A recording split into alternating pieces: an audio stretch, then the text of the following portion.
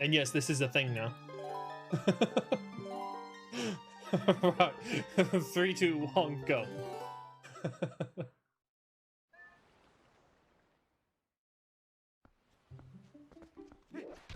Whoops. I missed. Right, Arbiter's Temple of Time, City in the Sky. Wow, I rolled the worst dungeons this time around. So, Time, Sky... No, not Ruins. It was Arbiter's Grounds. I've rolled the 3 slowest dungeons.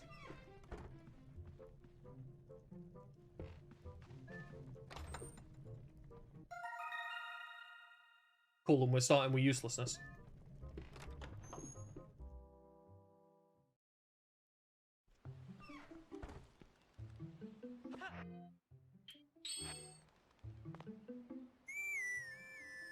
Alright, so at least we don't need to worry about Snow Peak.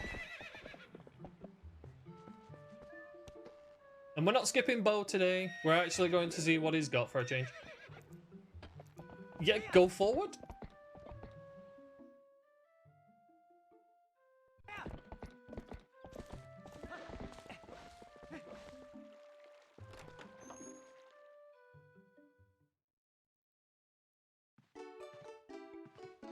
Nothing.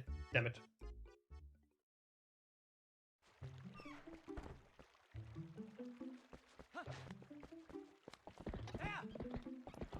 Well, considering you always insist that I do bow, this is going to be one of a few times where I actually do bow.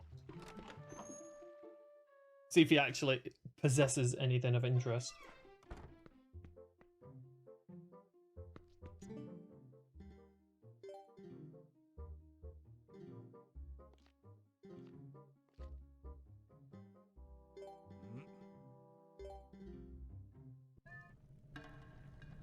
Right, what RNG are you going to give me today? Don't give me a straight up dodge. Oh, there we go, he went for the high five. Nah, we're a hugger, not a high fiver.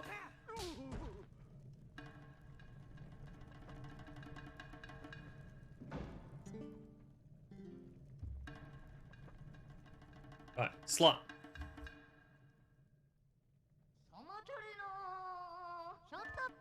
Ah, yeah, see, you went for it, didn't you? Do I go for another slap, though? Nope. Dude actually gave us pretty good RNG.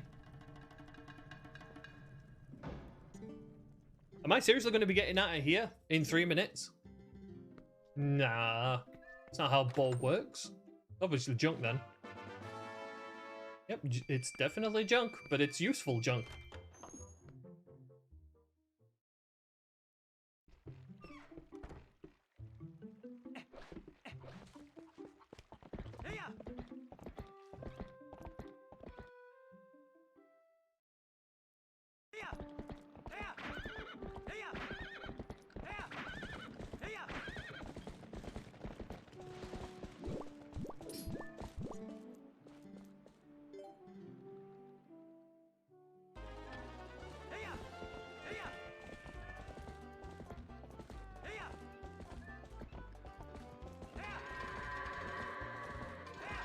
Come on.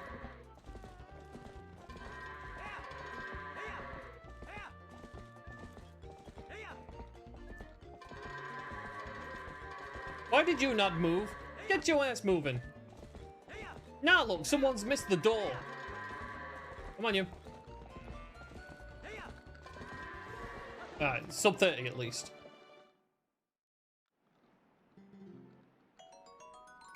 Wow. You see, Pulsar, this is why I skip mode on Village.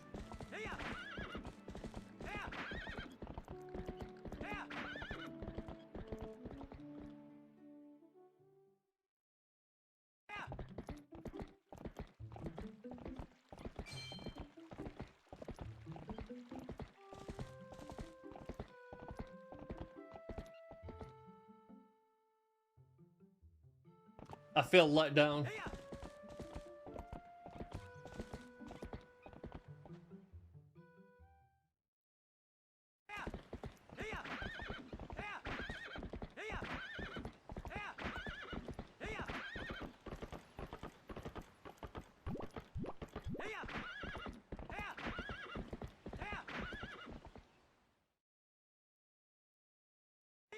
Go see if Coral's got anything.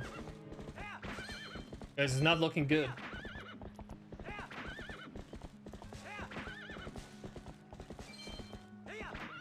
Oh no. Early days of Rando, Bo constantly had something. You'd be an idiot not to actually check him. Oh, cool. Thanks for the upgrade. We can't put any bombs in it.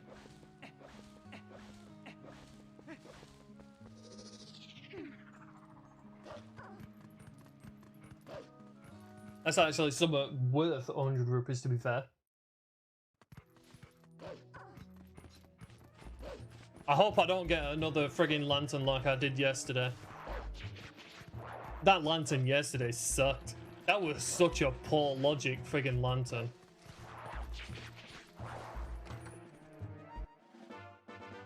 Oh look, another 100 rupees.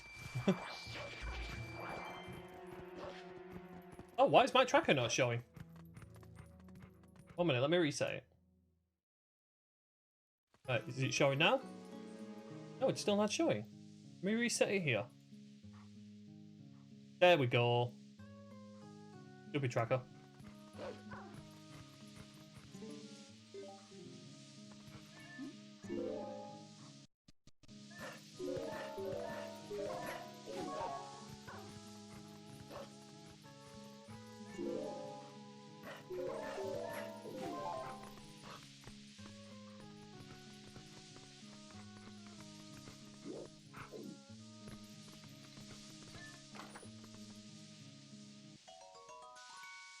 Actually, you know something? I'm just gonna go straight up and do this.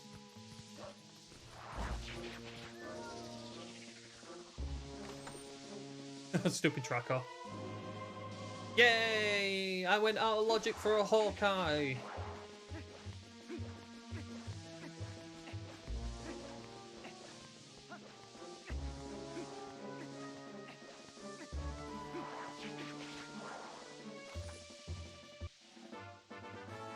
Another Hondo.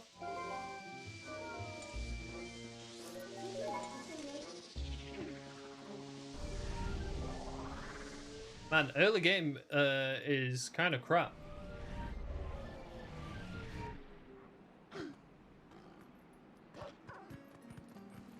Alright, don't need to go in Forest Temple. Yo, Wolf.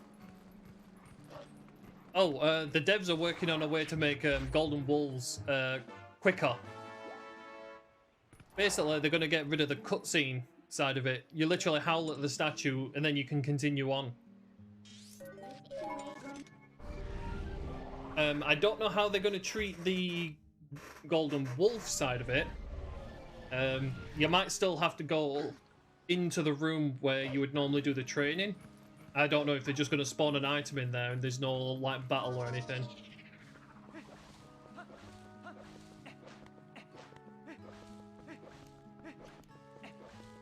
Oh, yo, Long Kong. You just missed out on the A Link Between Worlds seed. It wasn't actually a trolley seed. I beat it in 2 hours and 20 minutes, and this time round I actually had 5 portraits, not 4.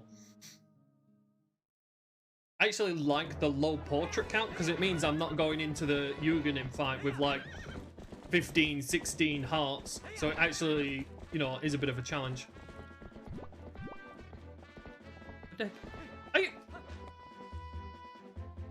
Oh, I love it when I do friggin' map glitch for no reason.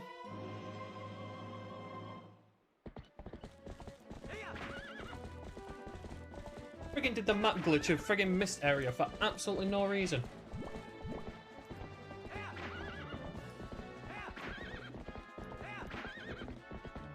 Yeah, I got all the swords this time, in the space of an hour. Whereas last time I only had, what, just the Master Sword?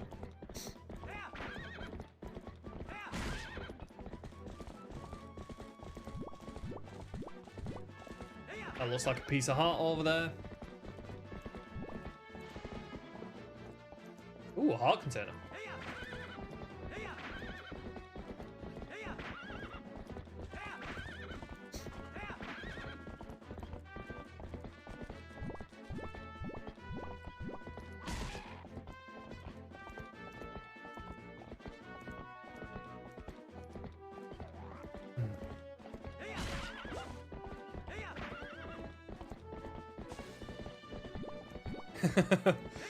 Yeah, it went really well.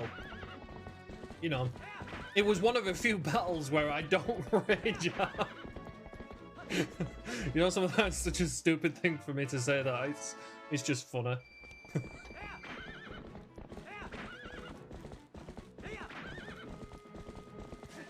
Ooh, hello, convenience.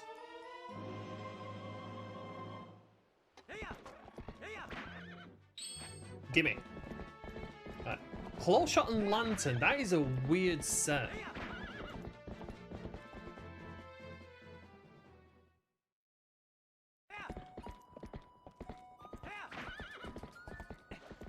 Do you know something? That would be really cool, the Yuganim requirement, because like I would love to have it so that there's like maybe 2 or 3 portraits to open Loru Castle, and then 5 portraits to open up the Yuganim fight.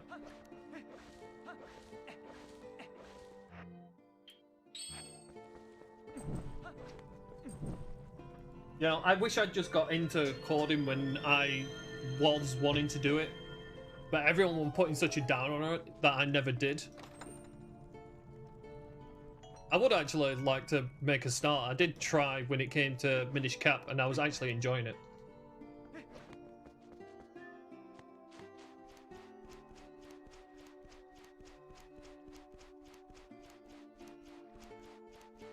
The only coding I've ever done is like through Java and Python.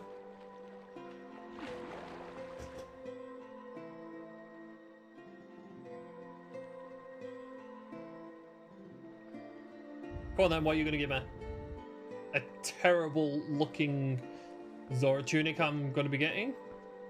Or what is it? Our container.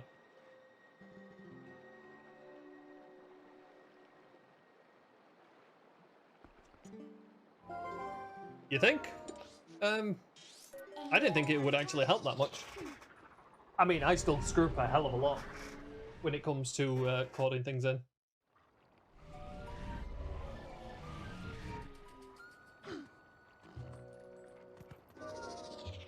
Yeah, that really was puke green, wasn't it? I'll tell you one thing I wanted to do, Lemon Kong, was I did want to sort out textures in A Link Between Worlds, because I kind of want to make tunics like I do for Twilight Princess, like this. I'd love to make a tunic like this for A Link Between Worlds.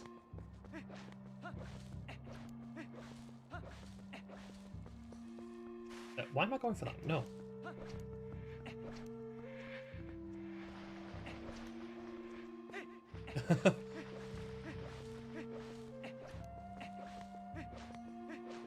So you might be biased.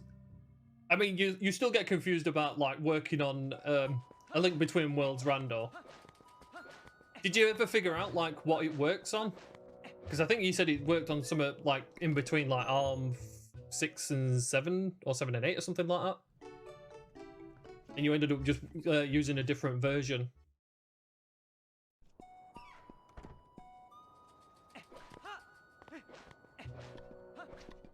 I'd say, considering it's late in the 3D... Was it late in the 3DS life that A Link Between Worlds came out? Or was it midway? I think it was midway, wasn't it? Another useless bug. Whoopsie.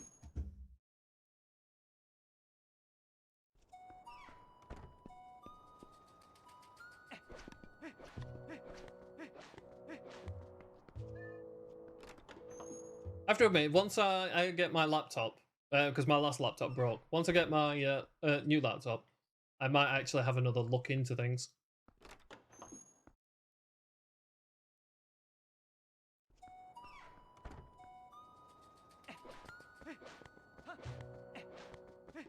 Don't worry, Pulsar, the only coding I do these days is logic. Like, I've written a lot of different logic when it came to Minish Cap. And I was writing it for Twilight Princess as well, but I kind of left it out.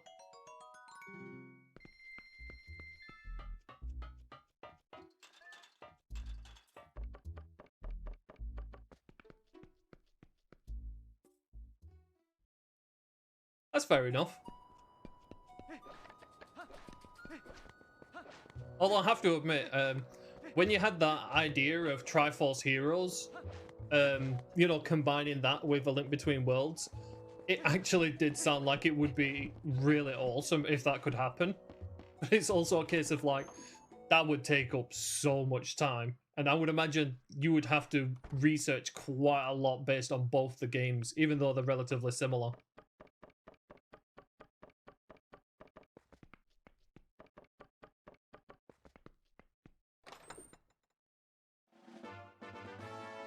Ooh, Uwu's memo.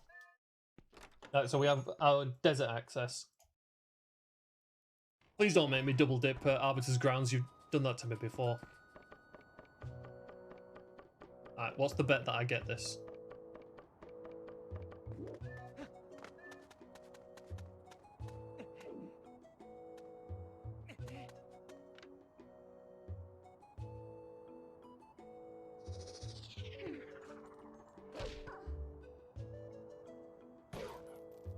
That is the most unique way I've ever failed that.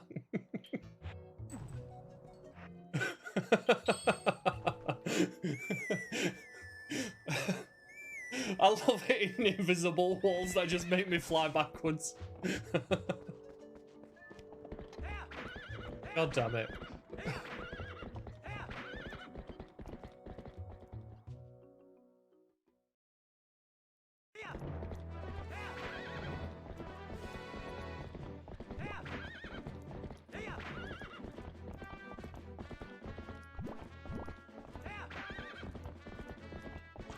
It's just a 50. I think a multiplayer in general for A Link Between Worlds would be fun. Because Zelda games with multiplayer would be amazing. That's what I like about the Archipelago thing that I think I recommended before.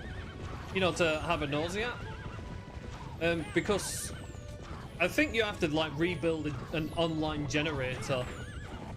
And I didn't know if like the way you've got the generator now would actually help. Ow. So it's like you may not need to build a UI. You could just work off the Archipelago website.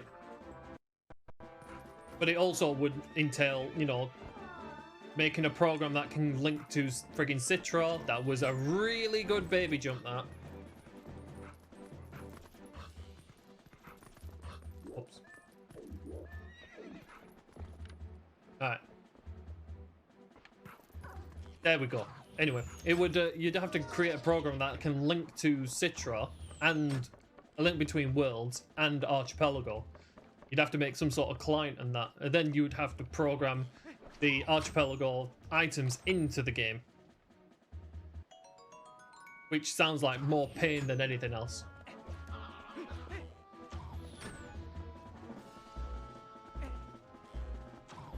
Yeah, Link does like getting smacked in the head. Woo.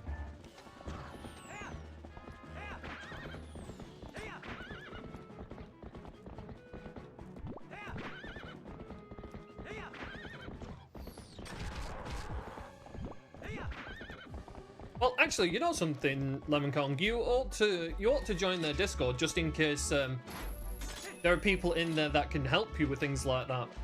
Because there's a lot of developers working on lots of different games. They're not just working on Zelda games, they're working on other style of games.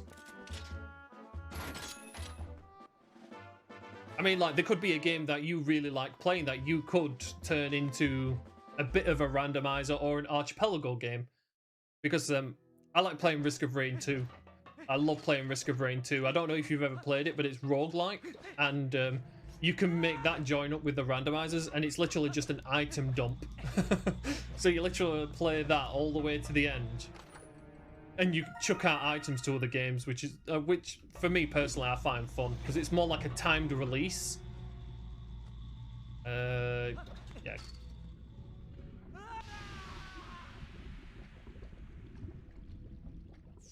Yeah, it could be worth your time. Someone might be able to help you with some programming stuff because there's a lot of devs in there.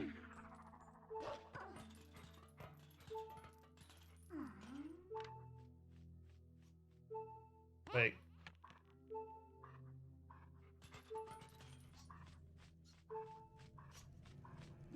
Oh, I can't remember where I do this jump from.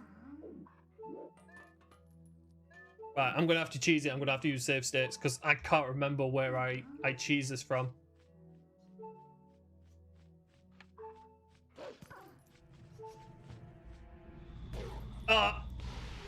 Definitely not there. Is it here then?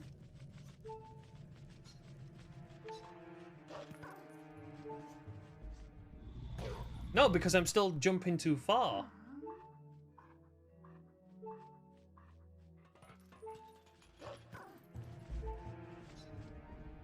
Where did I jump from now? I completely forgot.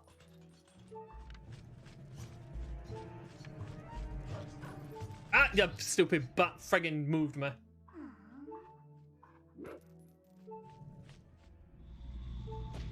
Yeah, I can make it with a side jump there, but I don't have the health for it. It's not worth my time.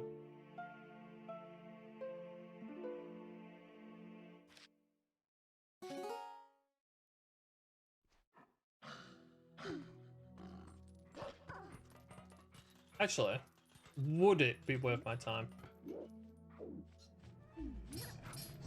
Oh, you stupid bat. Am I going to make it? I am, but it still takes too much health. Right. Good to know.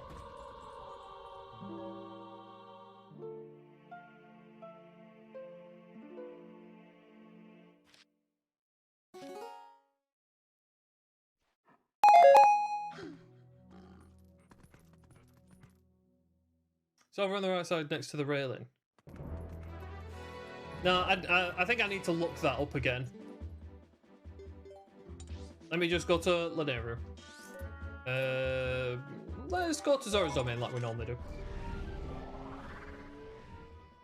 How does TPR deal with dungeon rewards? You mean in placing them? I think it literally places them at the beginning. Like, I think it's literally so there's no bias. It's like, right, these are the 3 dungeons, and these are the items you need to beat these dungeons. Which I think is good because if you place based on... If you just, like, do it via items and that, then it tends to have a bias.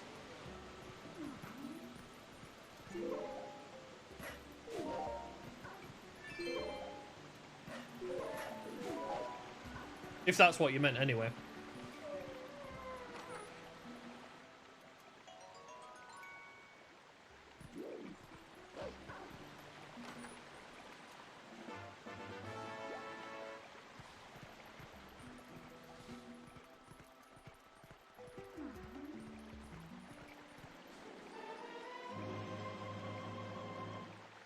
You know how wrong that sounds, Pulsar?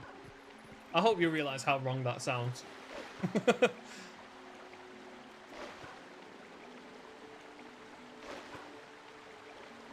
Oh, no, you can choose.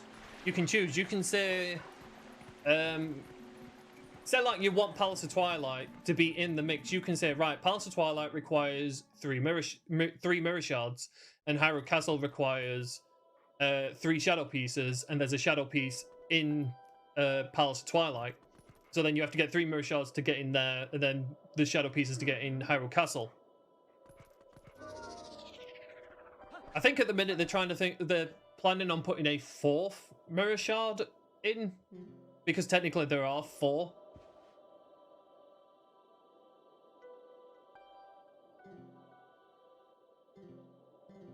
But you can mix and match.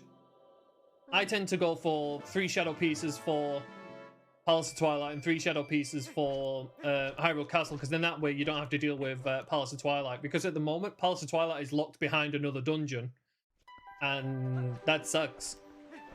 So like if you have Palace of Twilight in the mix, you are forced to do another dungeon. So instead of doing 3 dungeons, you'll have to do 4 dungeons. So it would be nice if the devs could find a way of like opening that warp. What is that? There's a piece of heart. But yeah, it really would be nice if they could find a way of opening that warp.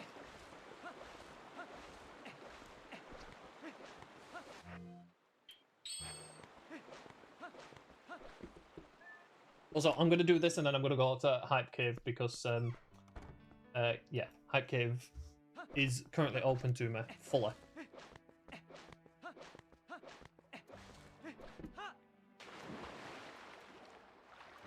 Is that vanilla?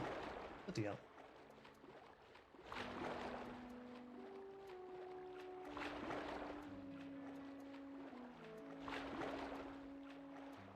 Yeah, I mean, in a technical way, it does require 3 shadow pieces in the vanilla game to get into Hyrule Castle. It's just you have to beat Xant's ass in general.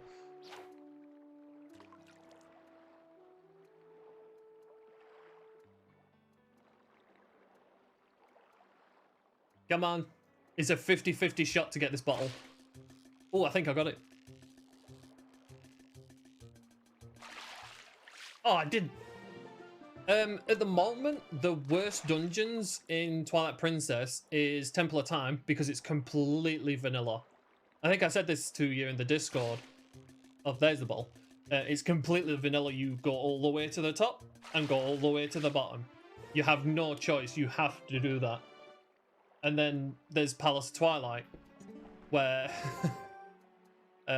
you basically do the left side to get the Xant Soul, do the right side to get the other Xant Soul, and then you go through the middle. It was thinking of changing it so that you have the choice of going straight through the middle to Xant. And then obviously with Temple of Time, they was thinking of getting rid of that big door in the way of Temple of Time, so you have a choice of going straight to the boss rather than, you know, prattling about.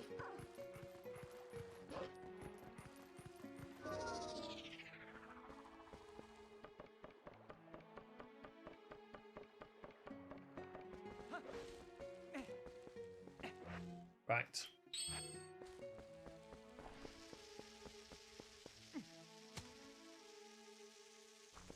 Also, stick. Love a good stick. Yeah, I feel like it's a good move. I also feel like another good move would be having a choice on how many swords open it up. Vanilla, opening up Temple of Time, you need Master Sword. Again, spinner. Nice.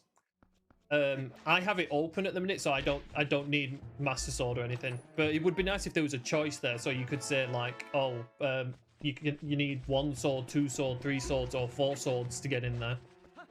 I think 4 swords would be like never used, but you know. Also, another thing, the devs, they are things. They are things to be used and thrown away like a soggy tissue. Anyway, that's actually a really terrible description. Anyway, the devs were thinking of making Palace of Twilight, because it's such a big dungeon and Xant is such a long boss. He's the longest boss to defeat in the game, that they was thinking of making him an end game.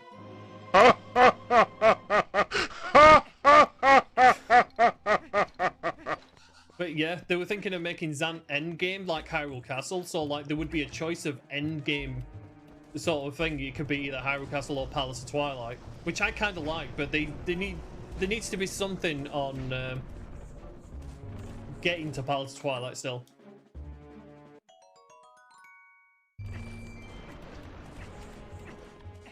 Oh, believe me, Lemon Kong, if you'd have seen my Twilight Princess race yesterday, I was torn between go mode in Lake Bed Temple and just completing it.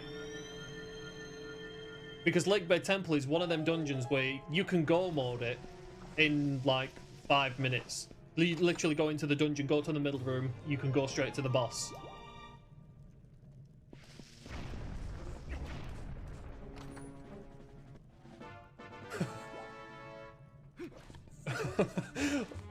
Please don't write that quote in the Discord, Pulsar.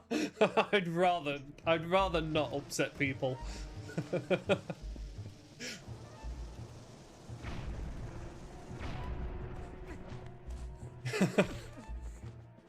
face it, it's bad enough that we have to go by the nickname Tick Milk.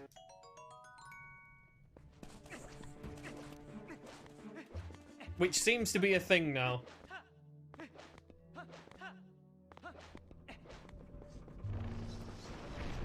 Just in case anyone missed it in the last rando I played, Tick Milk stands for thick milk, which is a description for cheese.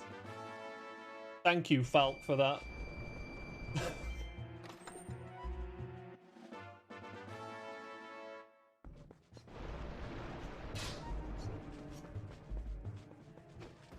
Oh.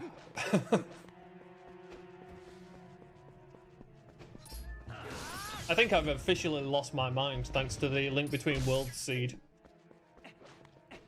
You know, I thought I had achieved Summer It back, but no, it's gone for good now.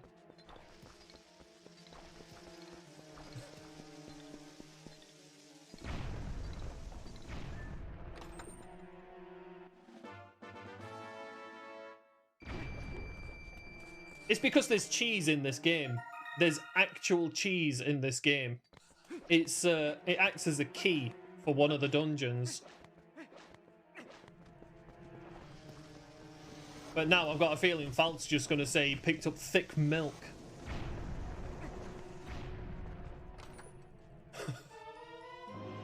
Yay, the best item in the game that has pretty much no logic to it.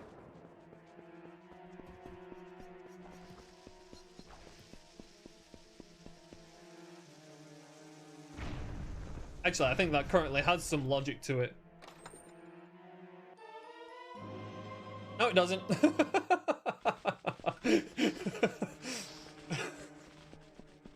There was a chance, but it went away very quickly.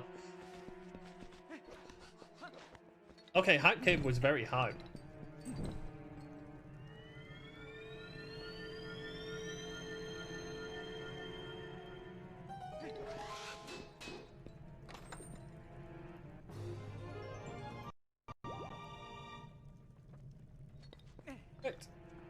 Goodbye, Hat Cave.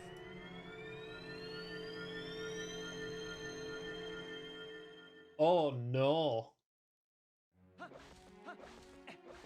Also, I have everything to beat Arbiter's Grounds in the space of half an hour. Oh, do I really want to go to friggin' Arbiter's Ground and beat Stallord with a goddamn stick?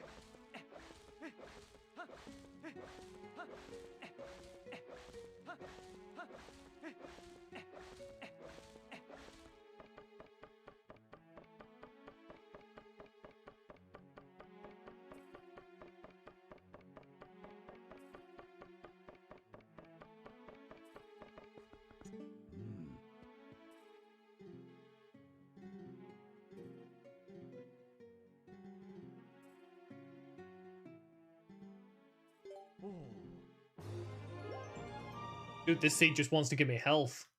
Is it feeling pity for me from the last seed?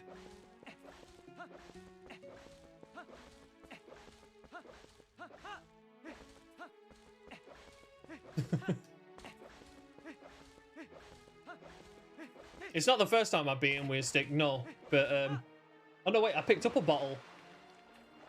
Ooh. Do I see if I can find myself a gold chew?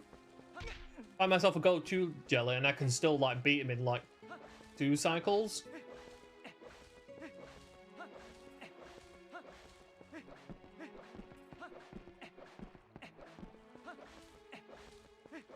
Stallord is my favourite boss in the game. He's not a short boss, but he's interesting enough to keep it going. I don't know if you've ever seen the Stallord boss, but he's such a cool boss. Arbiter's Grounds in general is pretty much my favourite dungeon because I love the mid-boss, Death Sword, and I love Stallord, as I said, and I think the dungeon itself is very interesting. Again, it's another one that the devs are looking at to get rid of the middle door, because it's pretty vanilla the first half of the dungeon. So they wanted to give people a choice again. You can either go straight in the back and hope for the best, or you can do the first half, or do part of the first half. Oh no. Vanilla. Silver. Sweet.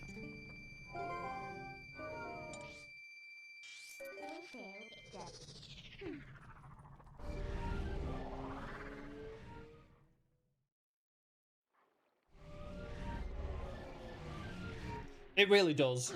Although a lot of people aren't a big fan of the music that's in City in the Sky. Or its residents. How the residents look is kind of eerie.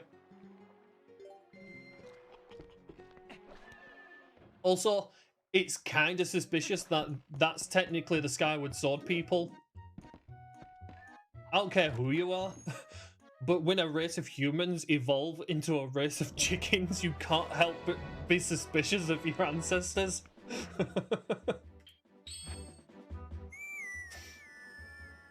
Please do not quote that one either.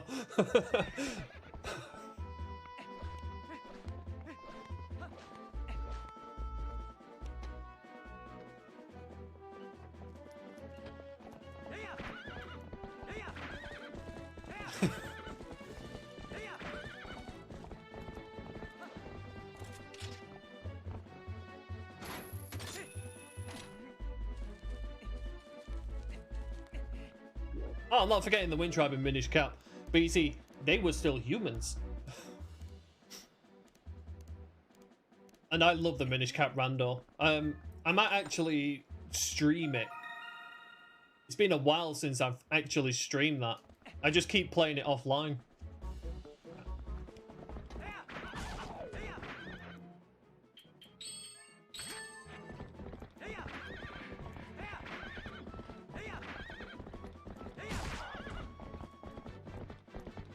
Gold chew, gold chew. Nope, it's a blue again. Screw you, blue guy. Eat. Yes, I want that.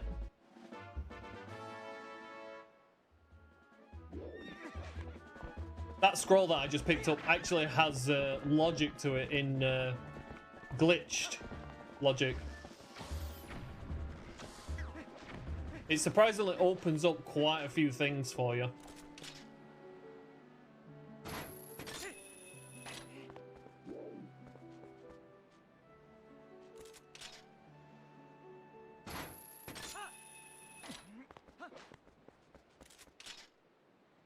I think I posted a Minish Cap Rando on my YouTube channel also.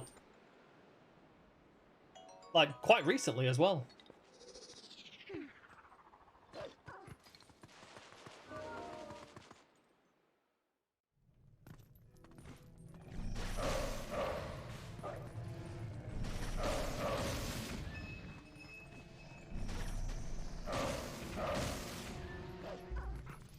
Nice. It's probably the cleanest I've ever done this grotto. Oh, why am I coming into this grotto? It doesn't have anything. That's automatic for you. I might as well get it. I completely forgot in these settings there are no grottos.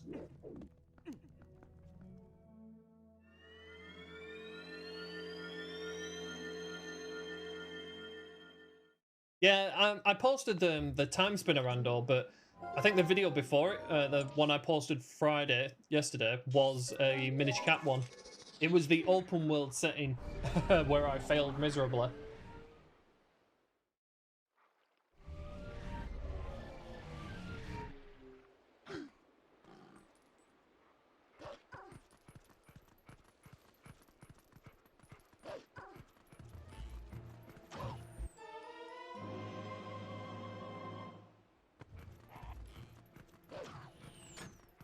I'll take that. I'm not going to say no to a very easy boomerang.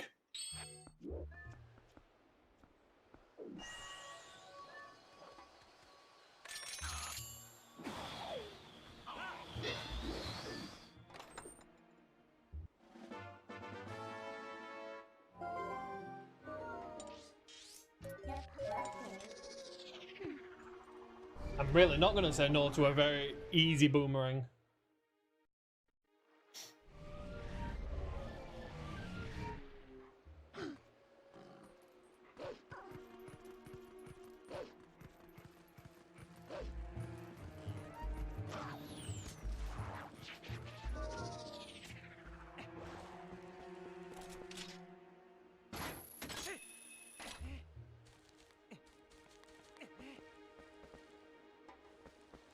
That's actually a vanilla effect.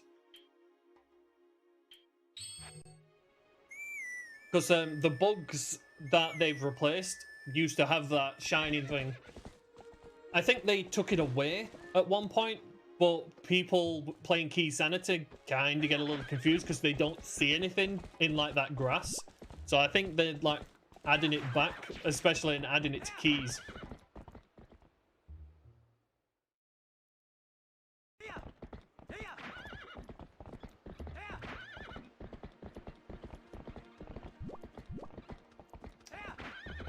Right. Useless.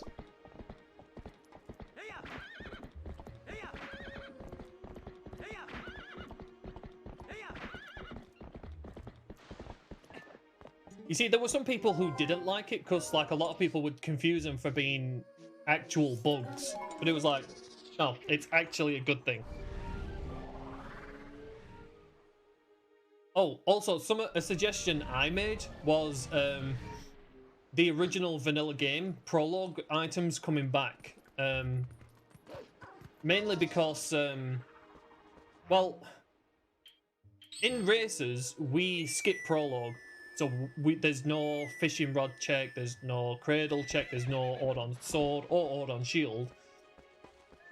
But I suggested to the devs, maybe add them back as actual, like, items you can get. Because then the sword and the shield would both be crystal locked. The cradle check, which would be on the rock spire, would be claw shot, boomerang, or if the hawk can reach it.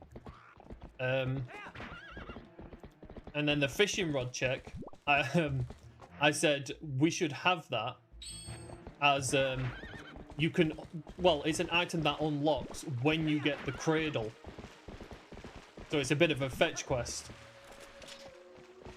A lot of people aren't going to like that one, but I think it'd be quite good because normally you don't get a fishing rod unless you get the cradle. So I thought having a bit of a fetch quest would be quite interesting. Ooh, sword upgrade already, dude! It's not even an hour. Then again, it's not even been an hour and I already have a sword. Well, it's not no logic. And also, it's not a seed falc rolled.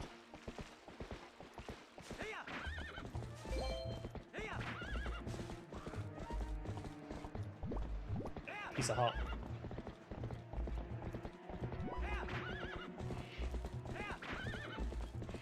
I love the style of Twilight Princess. I love the atmosphere that it has. I don't care what other people said, you know, like, Twilight Princess has such a low rating on it when it comes to a Zelda game, and it's like, it is a good game. And people's disappointment of it not being an actual Ocarina of Time remake just really, like, killed it.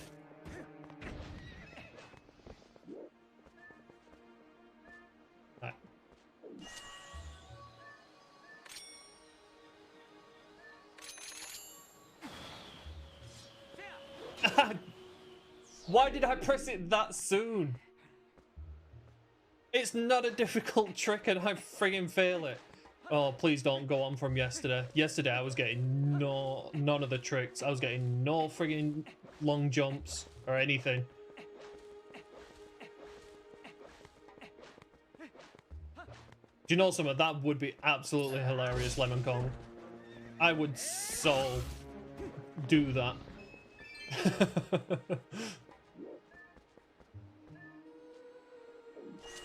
Could have it as a meme setting. Oh, wait, am I stood in the right place? Yeah, I'm stood in the right place. Alright, let's not be stupid. Well, let's not be typical me.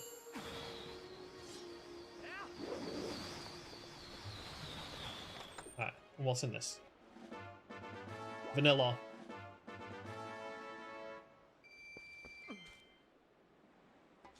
Right.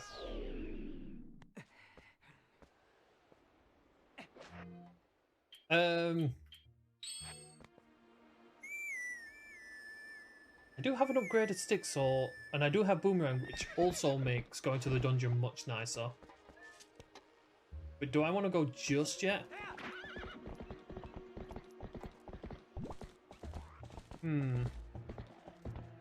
Oh, you know what I want to go and check? Let's go to Death Mountain Trail, because that this check tends to bite me in the ass a lot. Yeah, I probably wouldn't get one until then. That's how Falk likes to do things. He doesn't think you need anything in the game, so like every time he rolls something, it's always in the last available bloody check. I still can't believe that boomerang locked boomerang though. That nearly killed me when I found it. It was literally my last check in no logic. And I can't believe I never thought of doing it before, but I couldn't believe it when it was that one check. French vanilla boomerang.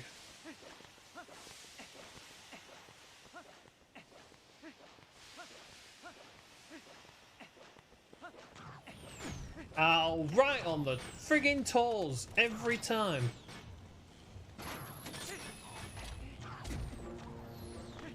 Okay. Oh, why do you fall off?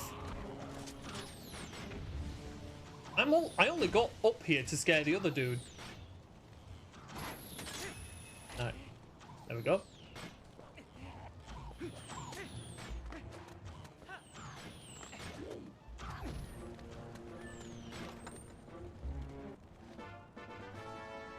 No biting anyone in the ass today then. Right, check that. Right, I would suggest maybe desert is the play to go now. Oh no, they've always had a logic to the game. It's just that I always played no logic because the original logic they had was layered logic. So it was highly based on the vanilla gameplay. And so it wasn't like, it wasn't the best. I mean, like, face it, you always got Lantern before you even got to the Koro area. And then it would be the same with a sword. Oh, wait, no thanks.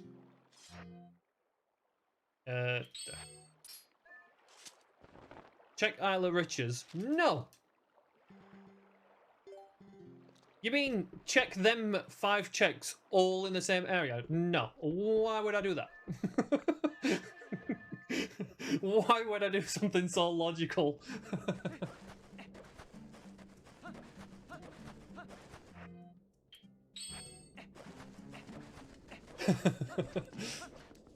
I've skipped it in the previous 3 races.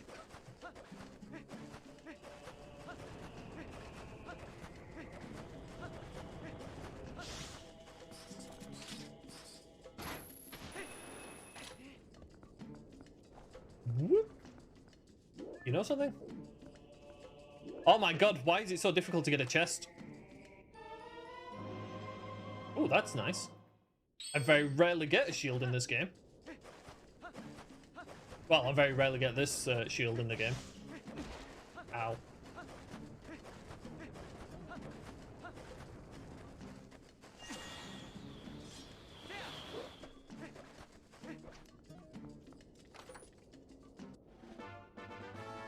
Oh my god, Helm Splitter.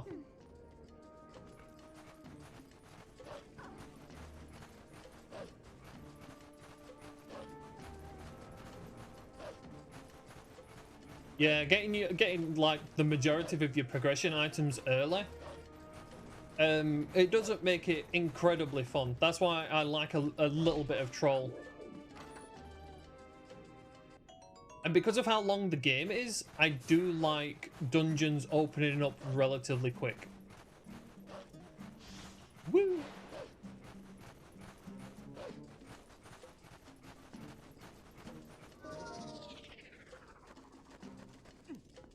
Yeah, you know something? If I was to write logic based on how I get items, no one would have a fun time.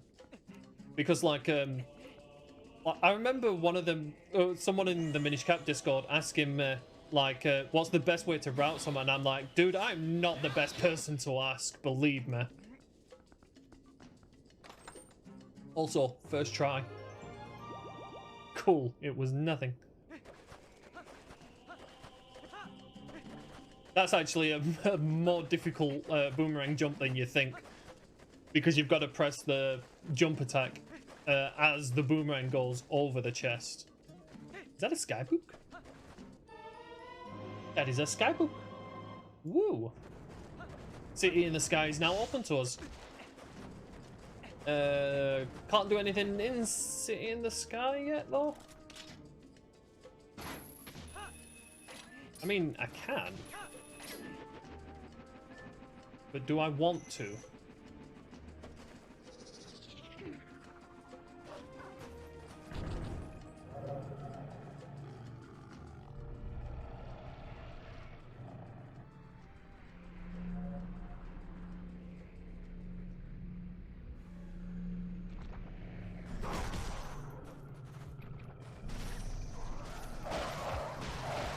There we go.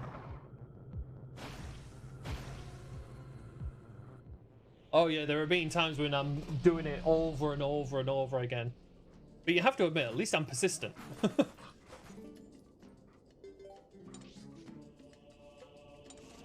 No. I'm going to continue with Desert. I might as well clear up all the checks before I get into Arbiter's Grounds.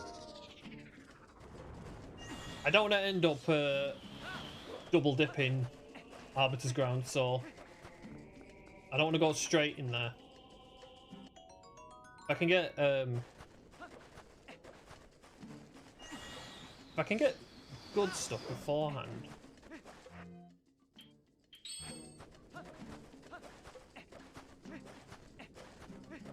Yeah, boomerang jumps are like the main thing in this, as you can see when it comes to Desert. But the thing is, there are some like really difficult ones.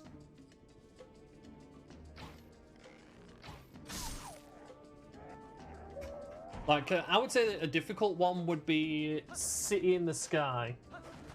Getting to the big chest before the boss. Oh, what a shot.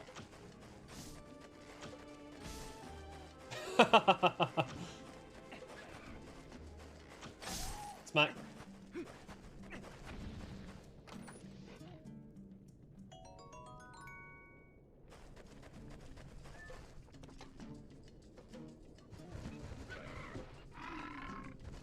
Oh yeah, that is the best skip in the game. This little Lemon Kong, I don't know if you've seen it, but Arbiter's Grounds, when you get into the back area, you normally go right and go all the way through this massive trek, or you can literally just go to the left, jump in the sand, jump through a small gap, and then climb up to the big key. I friggin' love it.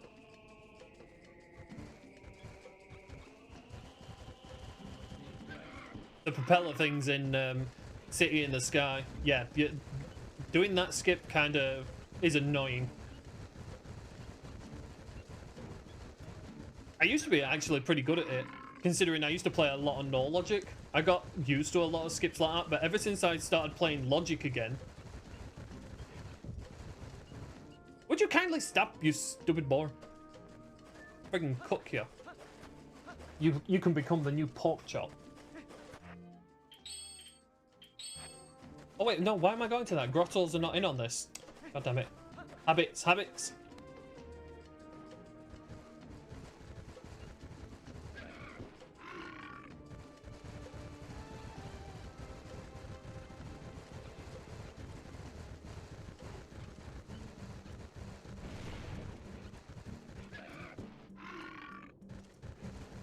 Hey, do you know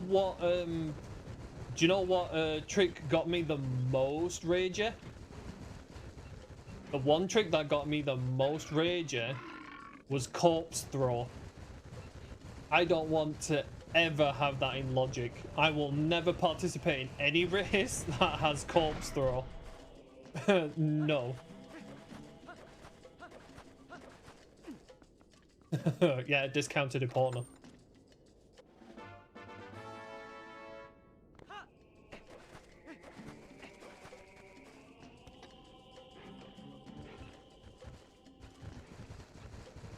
I think technically there are two corpse throws in the game.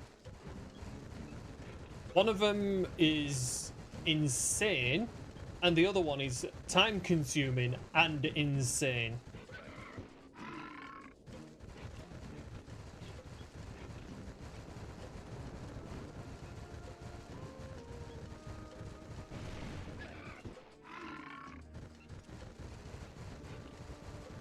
And the funny thing is, they're both available in the 2 dungeons that I'm doing, but I'm not doing it.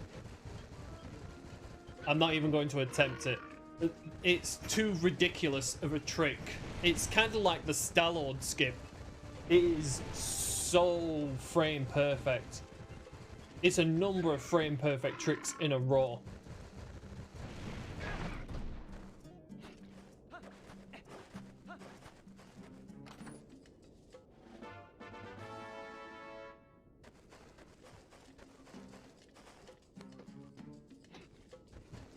Yeah, they're the most ridiculous tricks. I mean, like, kudos to Pokemon Genius for getting them done for a video, but my god, it must have taken quite a few takes. Trying to bounce that rat into place in Hyrule Castle just so you can bomb it and then use a Midna attack jump onto to get up top. No.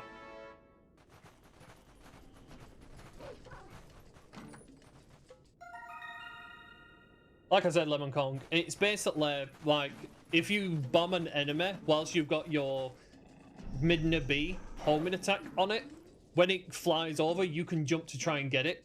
But the thing is getting that stupid rat up 2 levels sat in place near a frigging bomb, you turning into Wolf, getting the Midna B going in time that it blasts the rat and you can jump up and get it.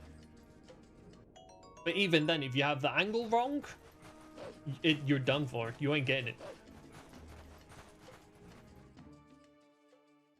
The same can be done with a spider in Temple of Time. But getting that little tiny spider up to where you need it to be is ridiculous.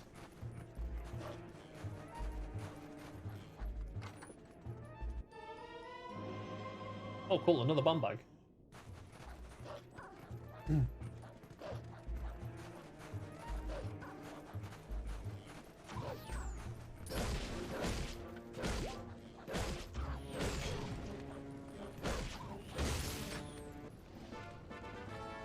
Vanilla.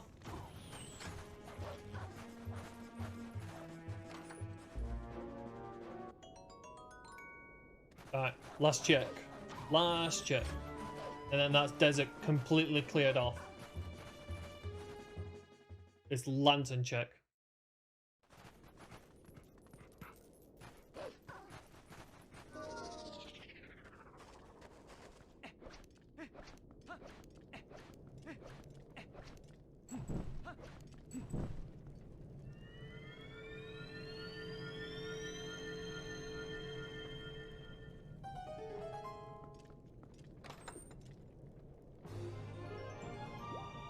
I think that's vanilla as well. Bloody hell. Alright. Let me get the check in Eldenfield, because then I never beat the beast. Falk's Grotto's open, which sucks. I might go there. Also, here's another piece of interesting logic.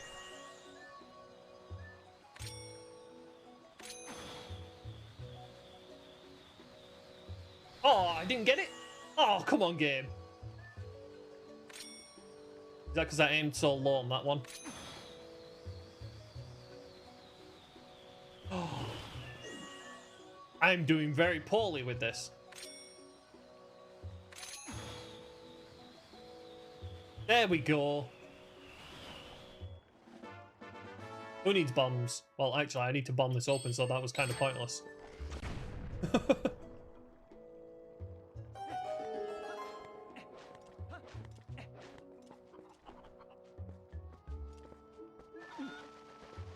I still say that's an easy trick that should be put into logic. It's the same with the first chest in, what is it, in Stock Cave. That first chest in Stock Cave, you literally just run off the edge and you get it. Same with the mist check. As soon as you have crystal and you go to the middle, you can literally just climb up on the log and jump off the other side, and you've got another chest.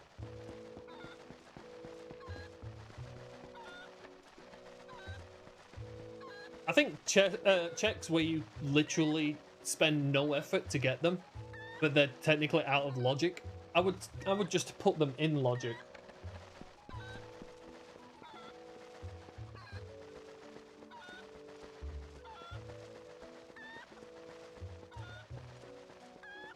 Oh, definitely. I think, personally, I would say the Zelda game with the most powerful boomerang is got to be Link's Awakening.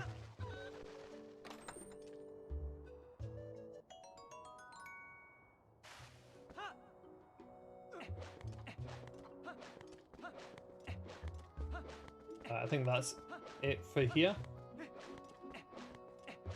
As soon as I've got more health, I might go back to Stock Cave. Even though it probably makes more sense to me just, you know, doing other things.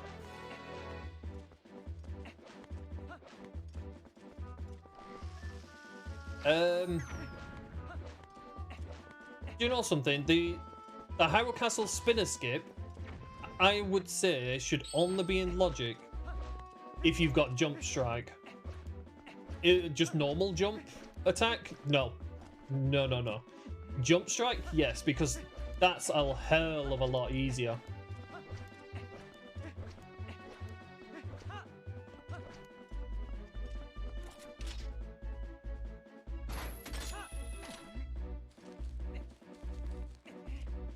That's true.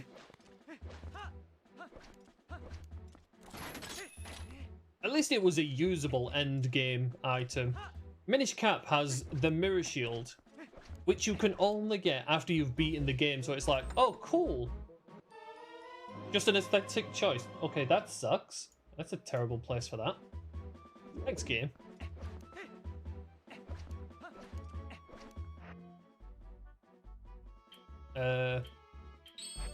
Porno would be actually rather useful at this point.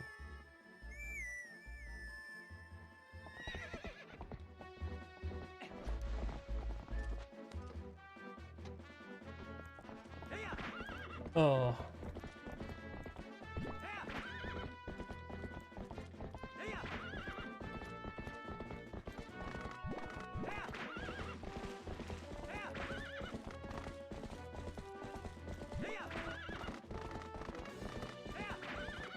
Yeah, I have to admit, me not going into Arbiter's Grounds is starting to worry me, because it's like, where's the troll? Because at the minute, it's been quite nice.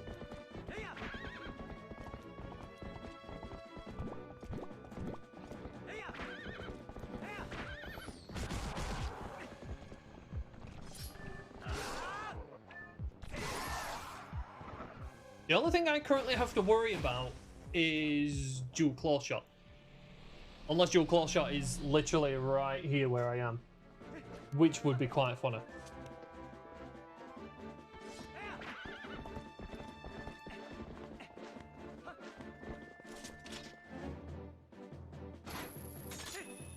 It would also be really funny considering I wanted to try and get this earlier, but I just couldn't remember how to do it.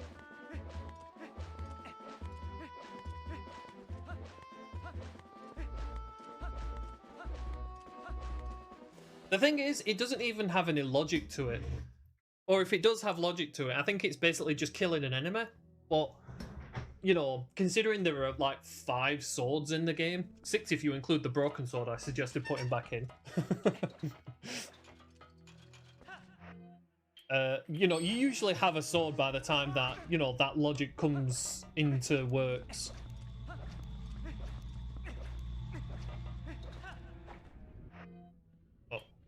Planting. Right, what could I have got earlier? Also, why a boring white light?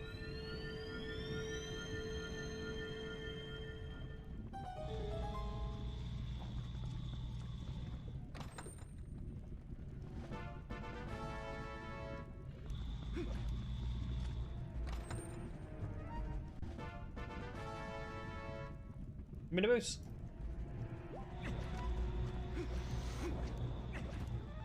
Right. So it was junk. Oh, maybe I should get some underwater checks. Also, I just realised Falk's Grotto's going to have nothing because grottos aren't in the works. God, I just can't gel that into my brain.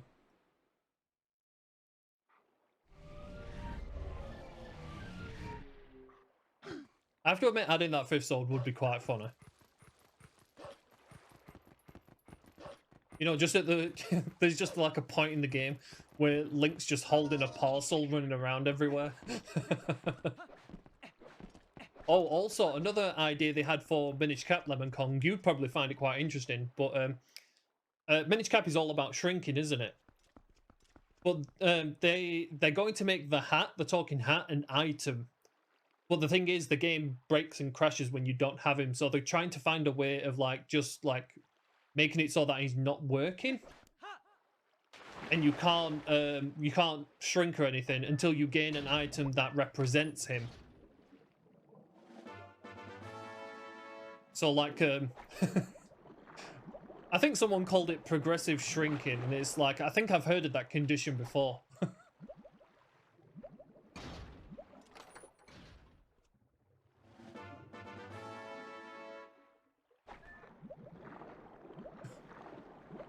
I thought it was a really cool idea, actually, because it's like it's one of the main principles of the game.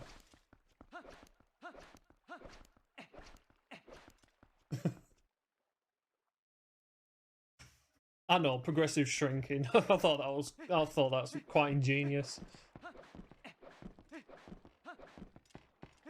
Also, on their open world settings, there are trees that you can use to minish, and basically you run into them and you break them by hitting them, which is, as everyone knows from every Zelda game, is known as a bonk.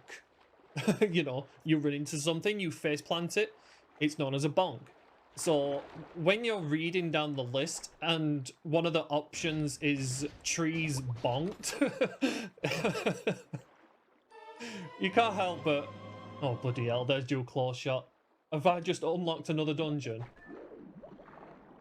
But yeah, the option for trees bonked is actually quite an amusing one.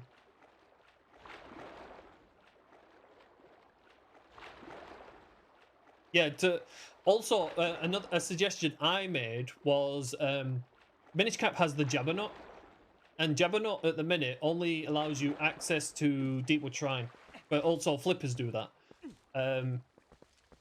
I suggested that you can't talk to any Minish for a check unless you have Jabberknot, giving Jabberknot more logic, because it makes sense. You know, you can't go to Bolari, Malari, Yalara and get their items by just talking to them. You need the Jabberknot to talk to them, which I thought was kind of good. Right, also, let me pay attention to logic. What? I don't really need much. I need a Dominion Rod. And a sword. No way am I 2 items from Go mode in an hour. What are you doing to me, game? Am I seriously 2 items from Go mode? I guess yes. Oh, you know what? Let's go.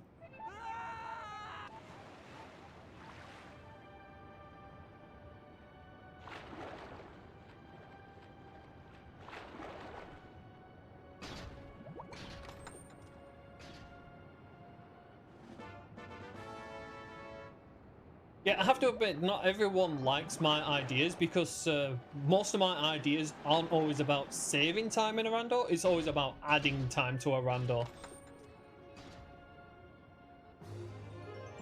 That's why I loved your idea of adding that fake pendant and then making them progressive. I thought that is an awesome idea.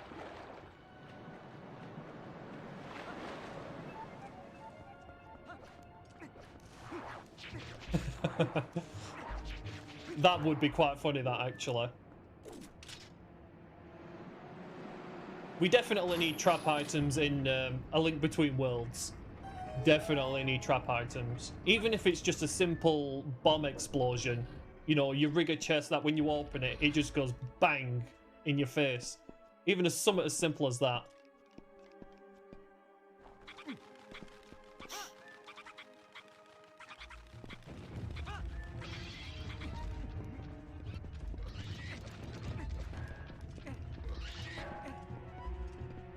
Also, how nice is Big Key going to be?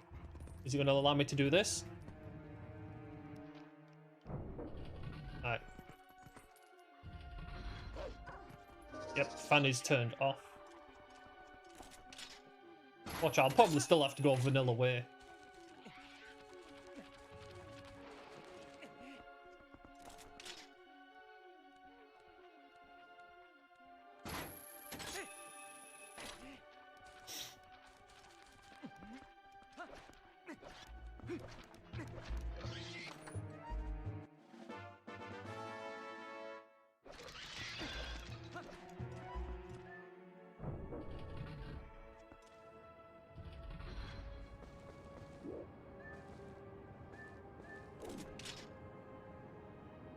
I mean, even if you can do something with that, that would be kind of cool.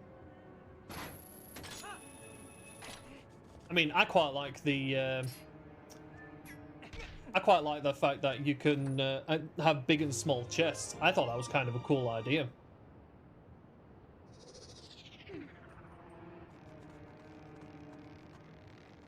I'm gonna go across the ropes. I'm not gonna do any boomerang jumps to get across here because I suck at those.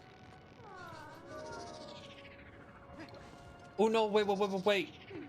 I forgot. Dungeon poles are on. My bright idea.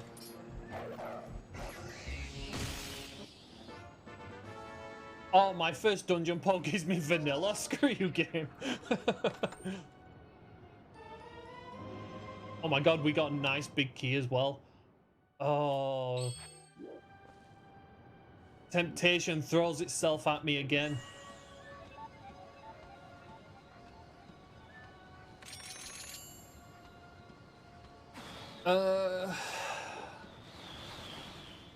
Screw it, I'm gonna go straight to the boss. I'm gonna get this first though, because it makes sense.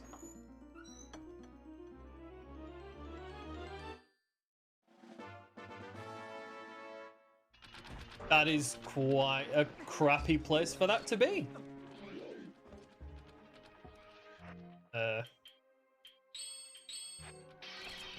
Ow, who's chucking pots on my head, you stupid fat souls?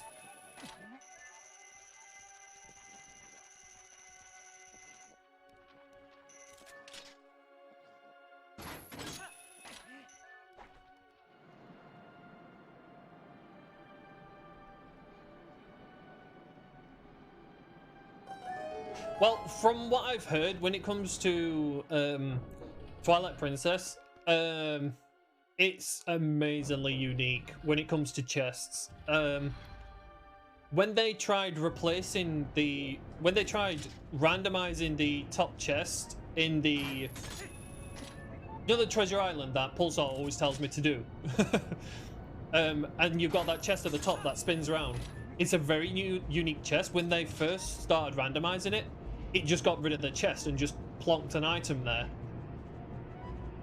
And it's the same for the totem pole chest in Forest Temple. That's a unique chest because, you know, they're moving chests. And I remember them saying that hacking chests in and around the game is amazingly painful.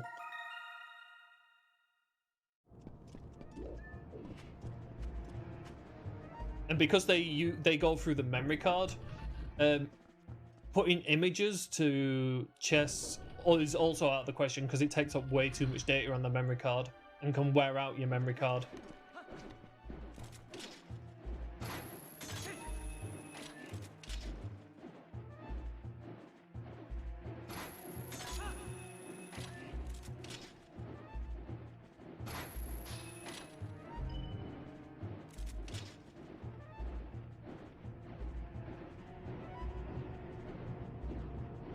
I think they'll eventually find a way around it. It's just a case of like going around and testing things to see if they can just, you know, change what chest is there.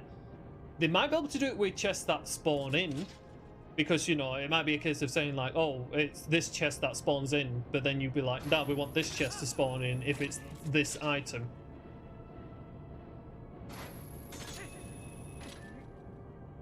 Whereas chests that are already there is an entirely different thing.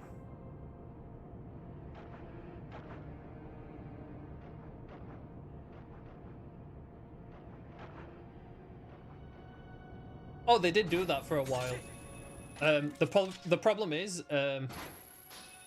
on Treasure Island, when it spawns in, it sort of like bounces.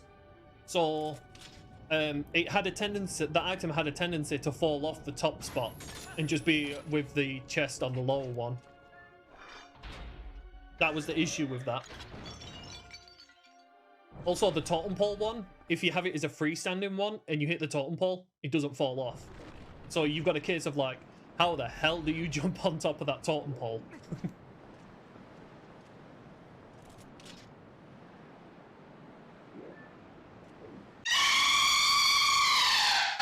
Ooga booga. Yep, that's definitely bloody loud. I've not switched them off again.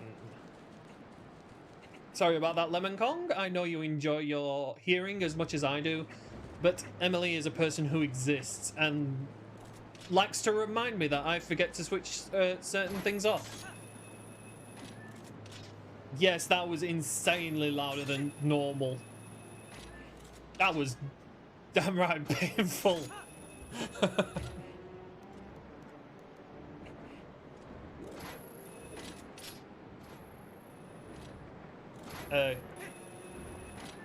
Also, I don't know why I went all the way up.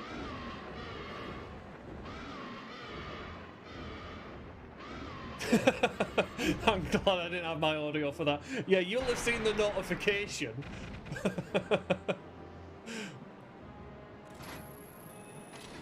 Friggin'.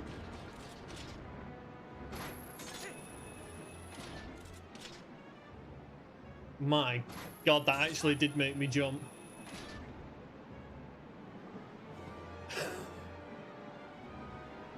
I can't even remember what I was talking about. That brain cell that was walking by with all the paperwork literally just threw it all over the floor.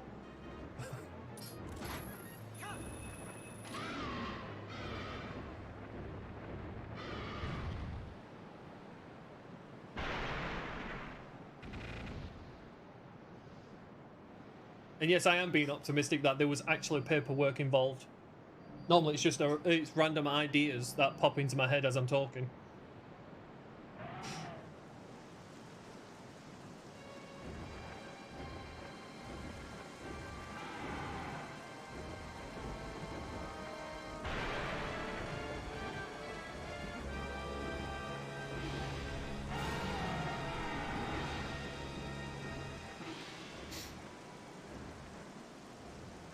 But how are you doing anyway, Emily?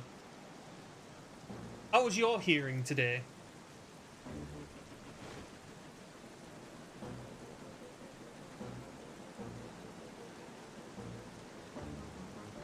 Also, Emily, it would have been perfect for you to test a theory I made last night over my sound so you guys don't get to hear that. But unfortunately, I realized that I actually monitor that sound wave so I can actually hear it. So I still technically send it on some audio channel.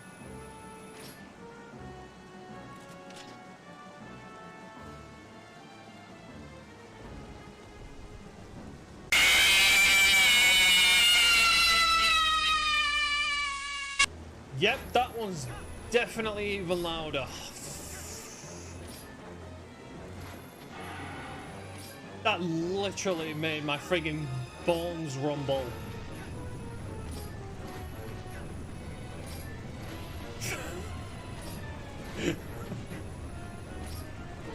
Oh my God.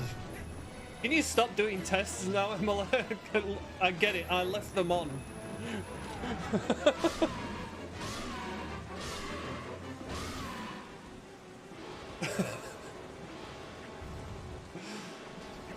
Again, Lemon Kong, that's my fault. I keep leaving the bloody things on.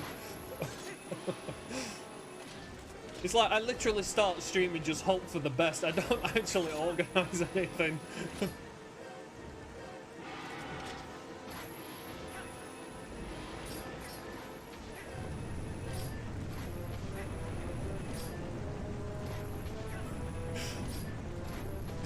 Link doesn't want to take his boots off. I knew that was going to happen because Link didn't take his goddamn boots off. I hammered at that goddamn button, Link, US.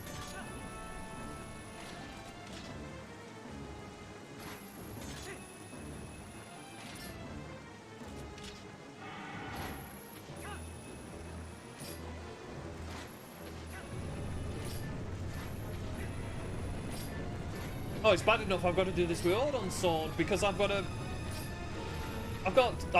do several cycles of this.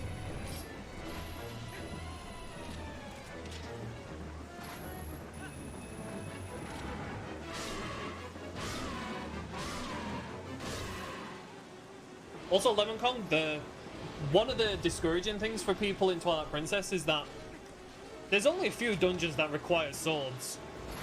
Luckily, I rolled one where this dungeon is required. When City in the Sky is required, you're guaranteed to have Odon's sword before you go in Hyrule Castle. Oh, I'm not high enough. Uh-oh. Someone get me some grass. I'm not high enough.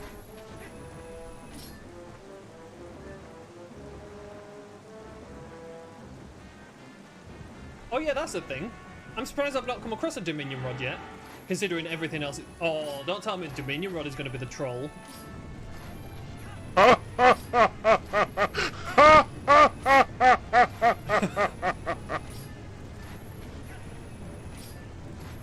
Yep, believe it or not, this boss that I'm going against requires Odon's sword minimum to beat.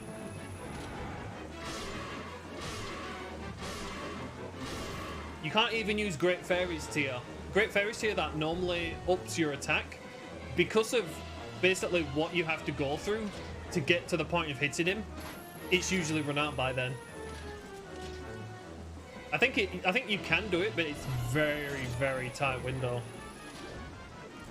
Not high enough again.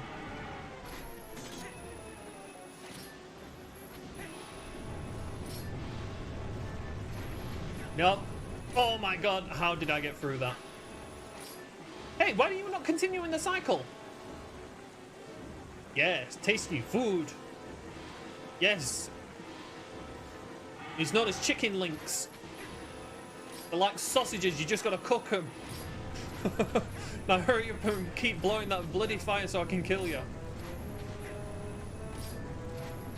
Also, I've got to stop saying quotations today.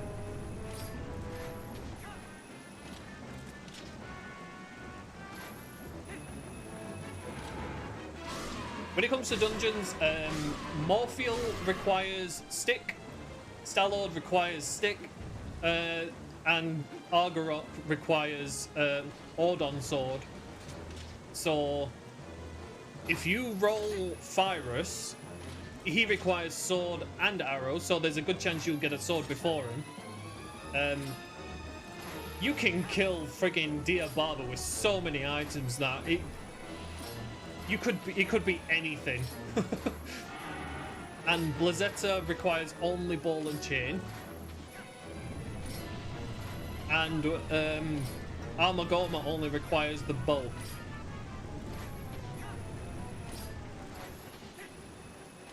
Whoopsie. And Zant just requires everything in the game except Lantern.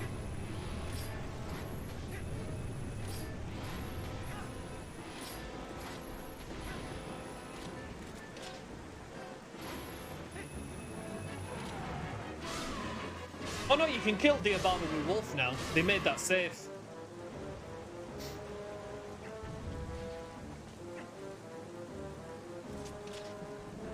It's the same as Ook. Oh, my iron boots didn't go on. I was about to say, why the hell am I moving? Yeah, because they fixed it. They fixed Diababa and Ook, so you can kill them both with Wolf.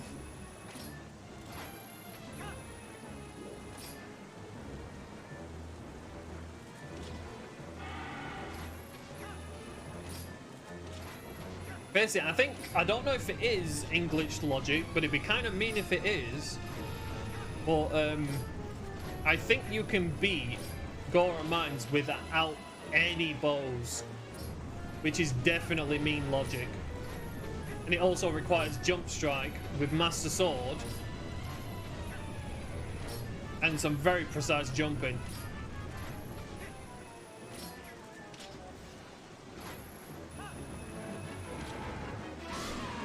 Right, there we go. Finally beat him.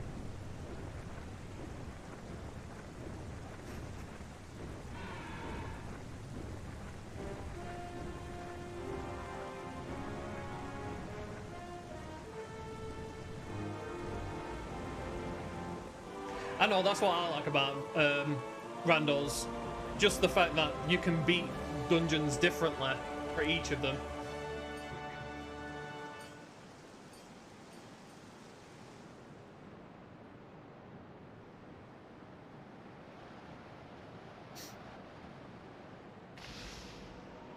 Unfortunately for Minish Cap, I don't think there is a way of beating him unless you have Full Sword. Although I think there is a way of using, like, a well-timed bomb. Oh, no. No, not that. This one. And I got both of them. Alright, let's keep that dungeon on tabs. You know what, for you, Pulsar, I will be nice, and I will go to Treasure Island this time. Seeing as I'm so close to go mode. Oh yeah, it was only a piece of heart.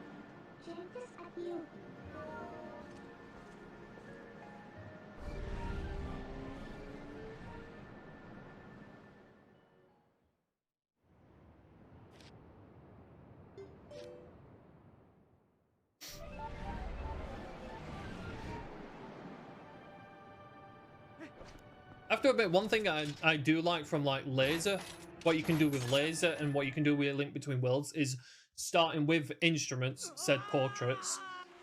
So then that way, if you do have a lesser requirement of portraits, it can be like, right, well, it's these dungeons you have to do and the other dungeons are empty. You know, rather than, because like in the last seed, I basically just chose the dungeons that that I could beat straight away.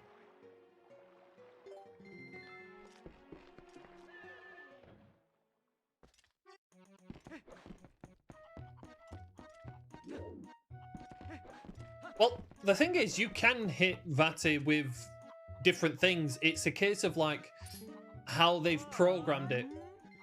Because, like Vati 1, I think you can hit him with other things.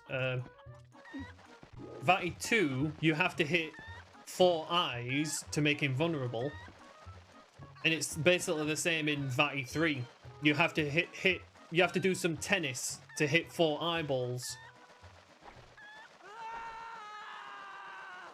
Yep, that's how I would feel, Link.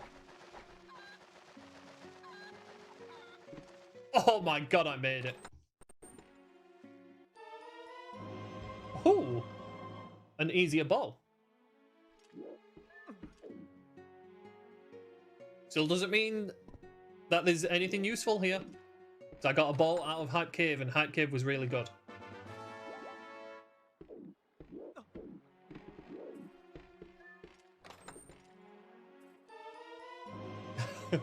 Okay, there's a Dominion rod there.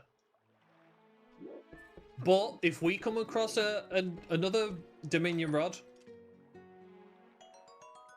then there might be a chance that I didn't need to do this. Freaking orange Ruper. You know, let's go do Templar time, seeing as it's the longest dungeon. I'm not going to do door clip because I hate the door clip.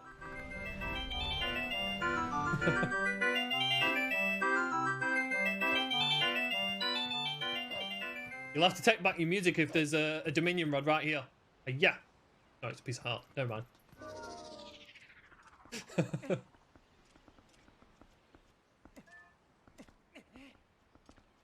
Also, can we respect that Armagorma is the biggest meme fight in Zelda history? Like, even Nintendo was making jokes. Oh, look. God damn it. Also, magic armor at the moment, Lemon Kong doesn't have any logic to it because the devs kind of wanted to keep that as obscure knowledge. But magic armor, I'm gonna get it. Magic armor, when you're poor, works as iron boots to an extent. Like you can press heavy switches and you can sink underwater, but you can't magnetize. So like I always call it the magic armor is poor man's iron boots, because you literally need to be poor to use them as iron boots. So like if you get magic armor early game during a race, it's like a lot of people are always tempted into doing magic armor checks, like underwater stuff.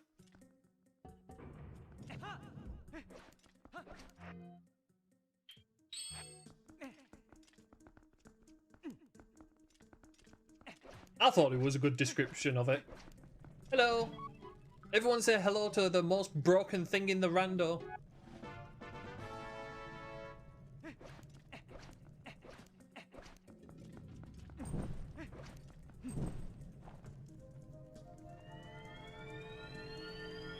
Discount iron boots. Well, I wouldn't say they were a discount iron boots, considering how expensive it is to get magic armor in the vanilla game. Because it's like, what is it? It's like 1,800 rupees. Not quite near the 3,000 rupees in A Link Between Worlds, but still. You know, I think from Twilight Princess and onwards, they had a fascination for expensive stuff.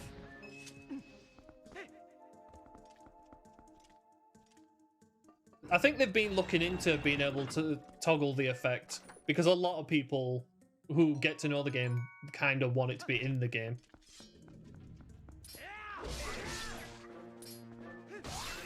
Wow, you can take a friggin' overpowered friggin' spin attack? Oh.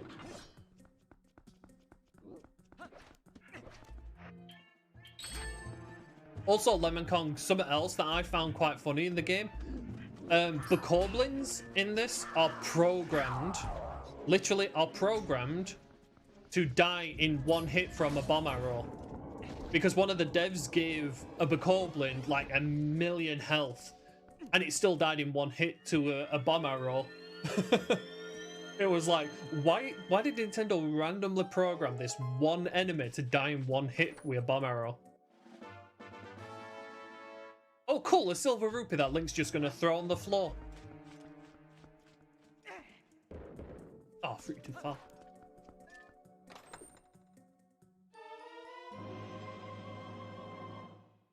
Yeah, Tears of Kingdom is coming out soon. I'm kind of looking forward to that. I'm hoping Nintendo's kind of gone for some sort of linear dungeon with it. Just because Breath of the Wild was cool, but it was way too open. Way too open. It doesn't get in my top 5 favourite Zelda games, because when I go back to a Zelda game, it's very rarely Breath of the Wild.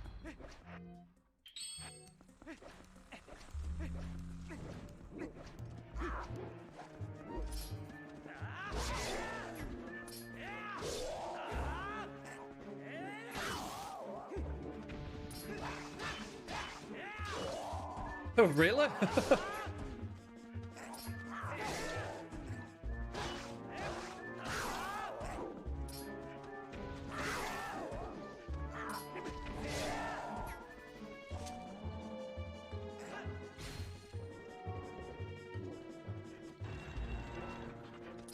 Oh, you know something that's just made me think? I don't know if you might be able to help them, Lemon Kong, but someone is working on a Phantom Hourglass randomizer. Why are you all vanilla? Did I forget to put... I forgot to... So I excluded the pose, but I forgot to actually put pose sanity on. I'm such a weeble. So I don't need to worry about pose. Great. The whole point of Dungeon Pose was so that they had something, and I forgot to put pose on after excluding them. I'm such a friggin' idiot.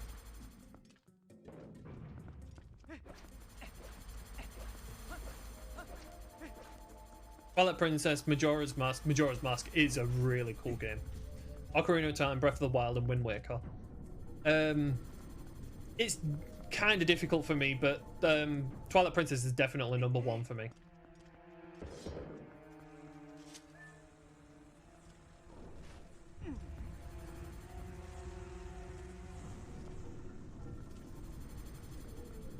Well, you know Lunasoap, who's working on Twilight Princess, they're one of the developers working on it. Maybe you could message them. Because you never know. I mean, like, you're both working on, like, handheld games. Maybe there's some things that you can help each other out with.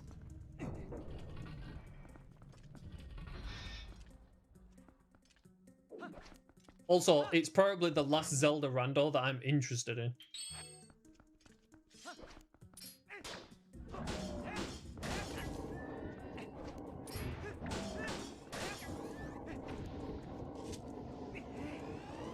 I'm not too bothered about Spirit Tracks. That is actually my least favourite Zelda game.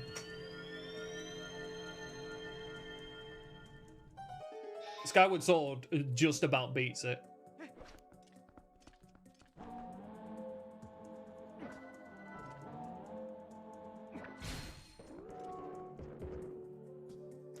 I know you want me to do Majora's Mask rando, but it's one of them ones where it's like, I don't know if I want to spoil the story of it, because I love the Majora's Mask story out of all the stories on Zelda games.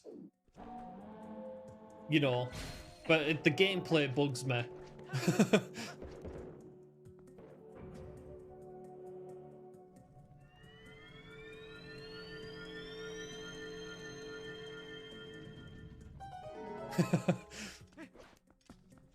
You know something, Lemon Kong? That is kind of how I feel about it. I like the game, it's just the train bit I'm not a big fan of.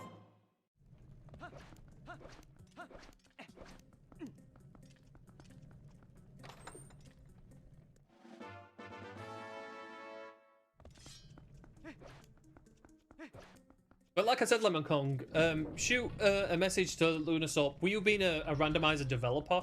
They'll more than likely accept you into their Discord, because it's only a developer Discord. At the minute, it's not like a, hey, this randomizer exists sort of Discord where people can join and that.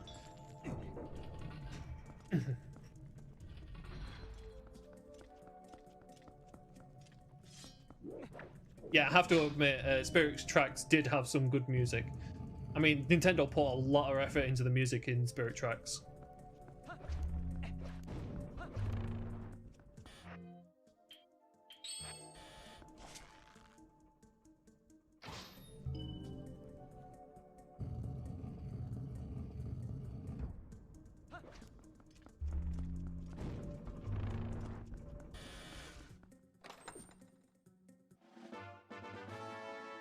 Then again, if I'm honest, Nintendo got to a point where they put a lot of effort into the music in all of their Zelda games.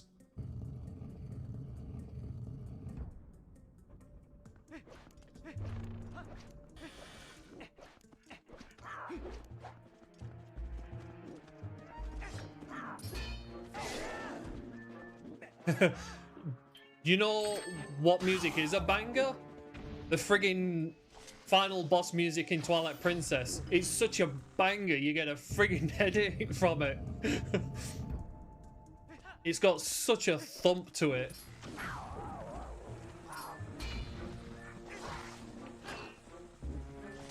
Here, smack it. Good boy.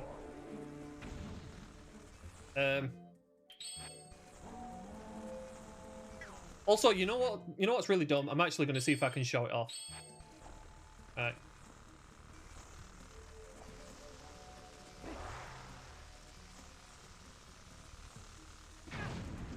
That's actually in glitch logic.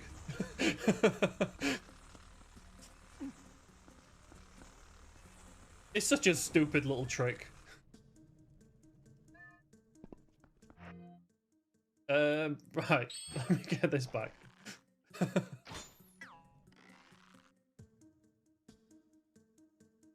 Believe me, I've had to come in this place with no Dominion Rod quite a few times, so learning little things like that were always useful. I've had to go through this room without bow Yeah, the Beyblade boost. There's nothing more tedious in this room than having to go through here with... Oh my god, the combo, dude! What the frick? What's with the combos, you... Alright. Yeah. Friggin' throw you against the wall. Nothing is more tedious than going through this room with boomerang and bombs. Because dropping a bomb and then trying to boomerang it to hit that bloody thing is so annoying, especially when them idiots are around. Whoop, got back.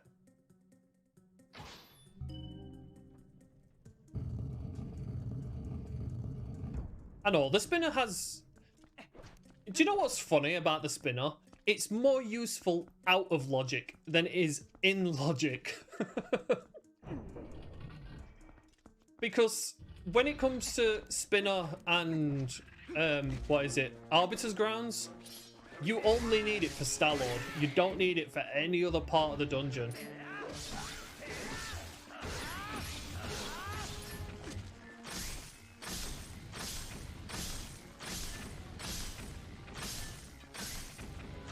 I mean, as much as you technically need it for this dungeon in 2 different places, you can skip one of the places, but I ain't ever skipping this bit. Ah, you thought you could.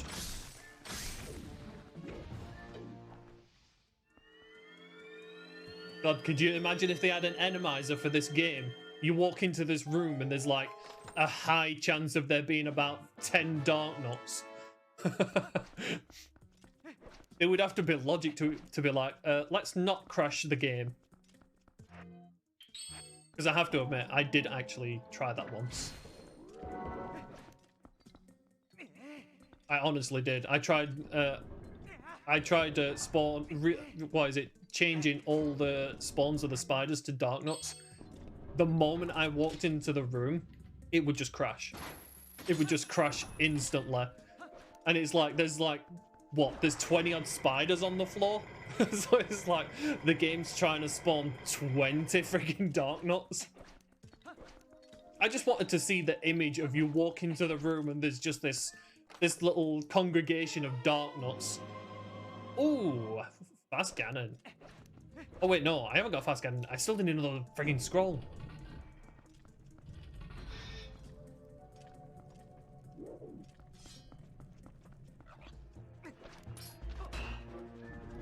Give me that shield.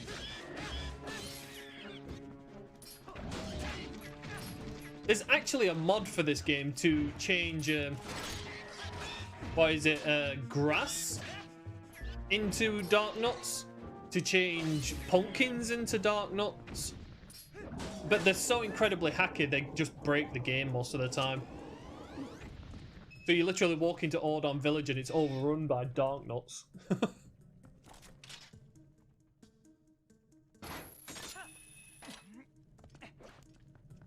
Also, why am I coming into this room?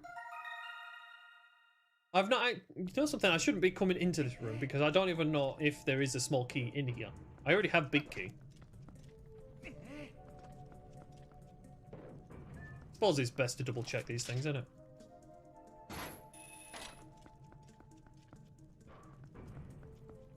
Whoopsie.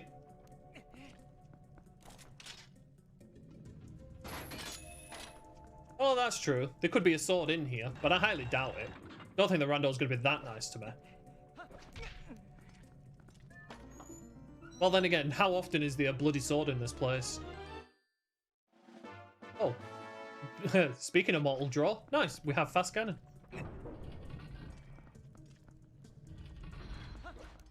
Also, Lemon Kong, I actually timed the final fights. You know, like how you go through 4 battles, you go through Puppet Zelda, Beast Cannon, you go through Horseback, and then you go through the final fight.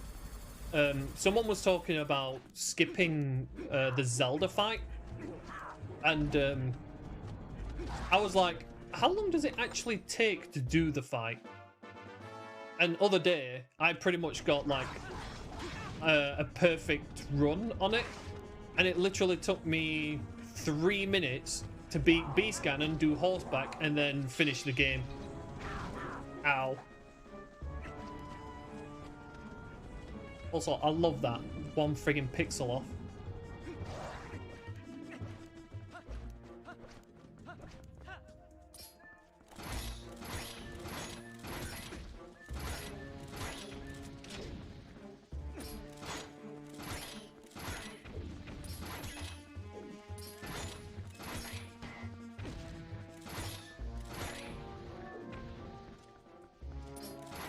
Well, that's what I said to them. But you see, they've come across a lot of people asking if you can skip Puppet Zelda. Whereas I've come across a lot of people who would rather skip horseback.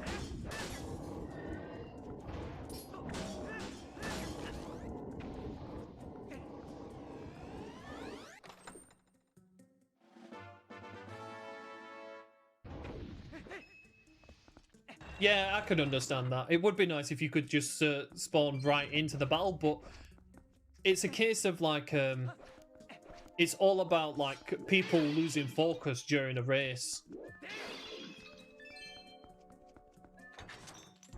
Horseback can take 30 seconds or it can take several minutes, depending on how lucky you are with your strats. Puppet Zelda may not be difficult. Oh, look at this epic dude. Look at this epic dude that we're not going to pay attention to. Yo, dude. Ow. Okay, you get to have one smack. We don't actually have to beat this guy. It's so funny.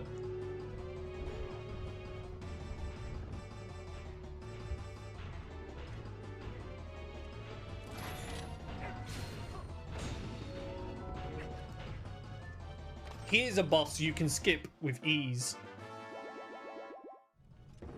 But you know what's unfortunate?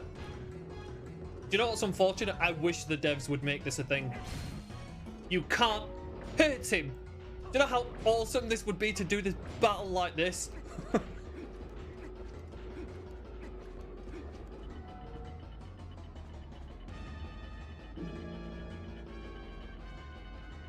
I mean, technically, you can skip 3 mini bosses in this. You can skip Death Sword if you're lucky enough, and you can skip the Aerophos fighting City in the Sky if you can get the setup right to get the very, very small pixel of claw shot.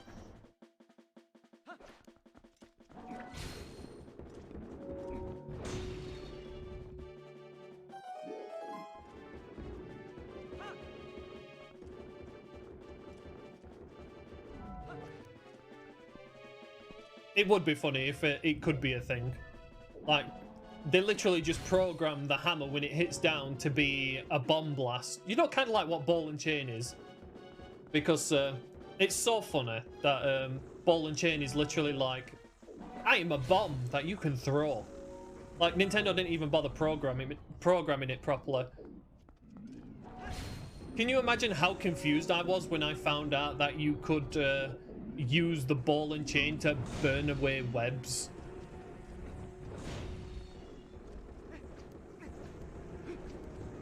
And yeah, that is actually in logic. That is not obscure logic.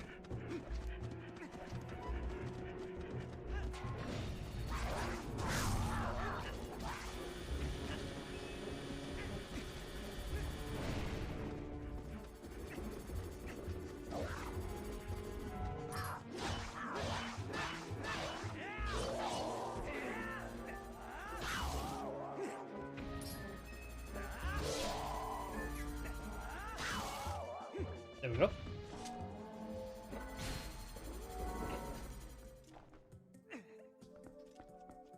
I always say that ball and chain is definitely the most OP item in the game.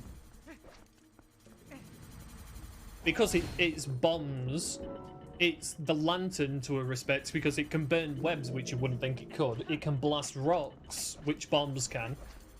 And oddly enough, it can also grab items, which I thought was so funny when I figured that out.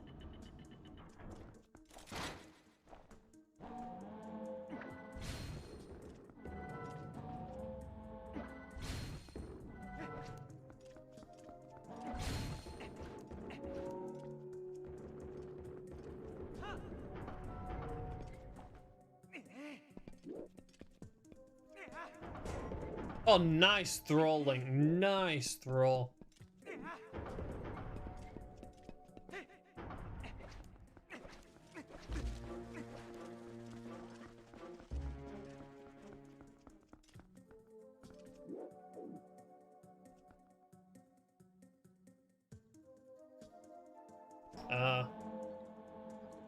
Hmm.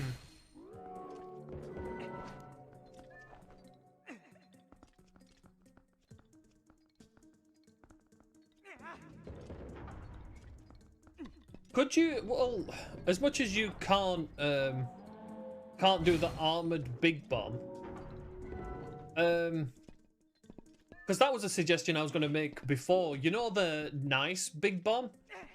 I was actually going to suggest putting some logic to that, so that could actually blast away the big rocks, and only that big bomb can do that.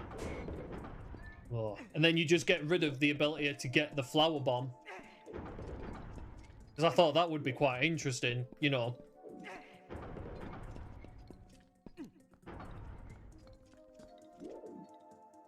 My god, you're a fat ass friggin' statue.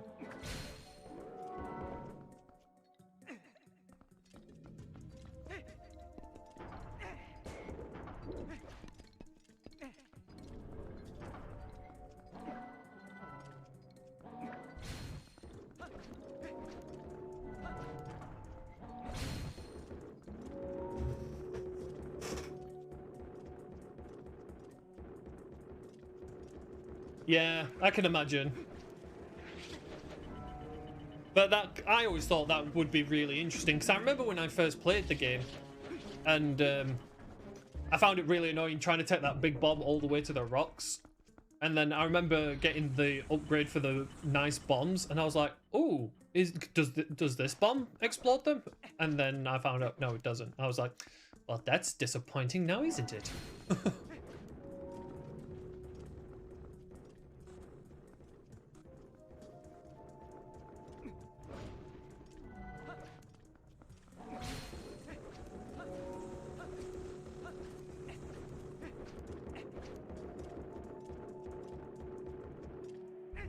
Peekaboo!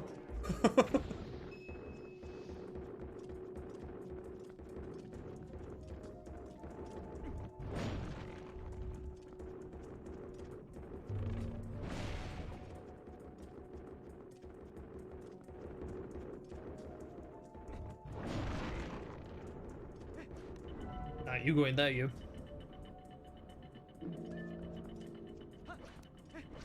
I mean, yeah, if you want to have like a bit of a quick fix on it and just have it with normal bombs as well, but I would like it to be like how you have Super Net and Super Lamp, how they can be actors of weapons and that. So I thought like, oh, big bombs would have their little bit of logic as well. Like it would be an optional thing, really.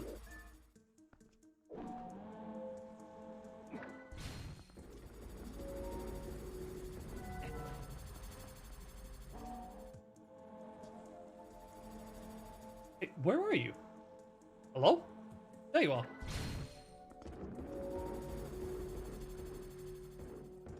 Wait a minute. Are you left? There you go.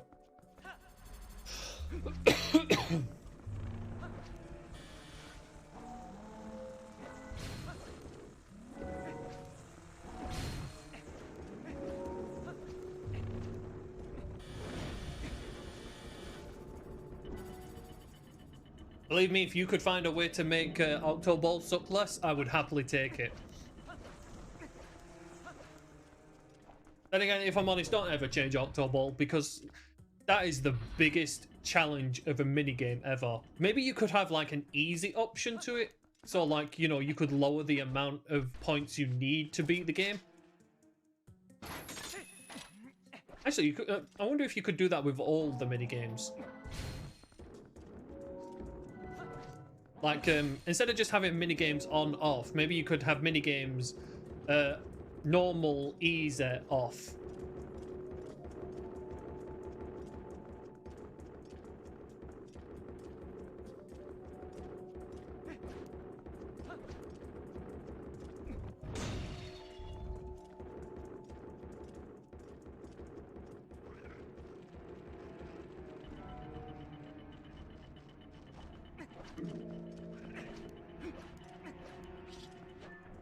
I think that would actually be quite cool.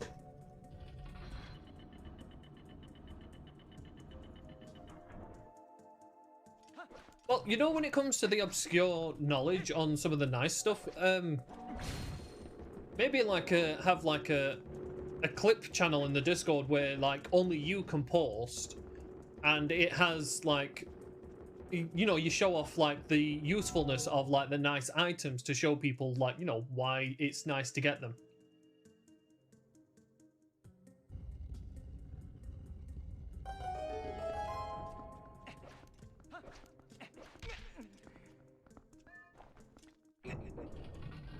Yeah, exactly. You could change Hotfoot to just be that the easy race side of it, because I think they were going to do something similar in Twilight Princess. Like one of the mini games was going to have an easier side to it. God damn it!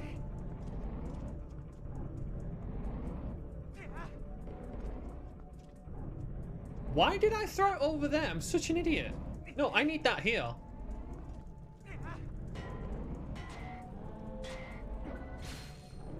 I think the two most difficult checks in the game at the moment is the Giovanni 60 pole check, which no one ever wants to do.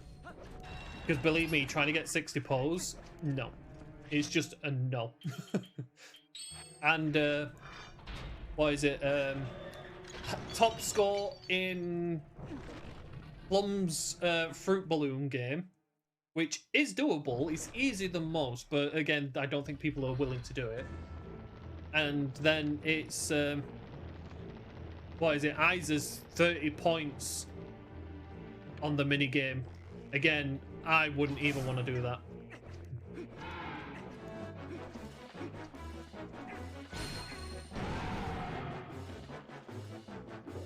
Most people don't want to do Isa 2, even the normal side of it, let alone the 30.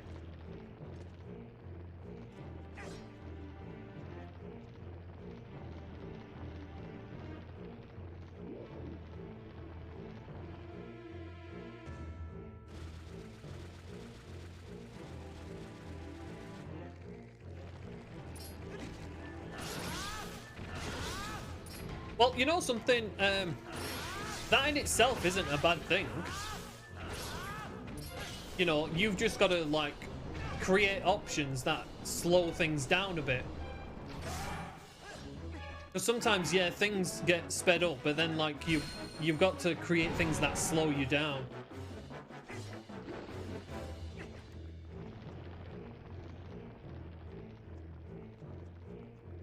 So like maybe that obscure knowledge of opening up stuff might help towards slowing it down, but then like being able to have other options slow it down.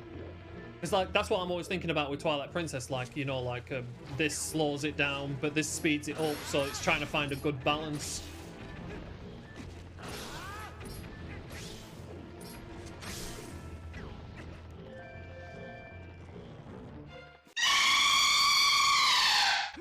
Hee boo. There's a particular word for you, Emily, in the English dictionary. Wonder if you can figure out what it is. It also stands for a female mongrel dog. It's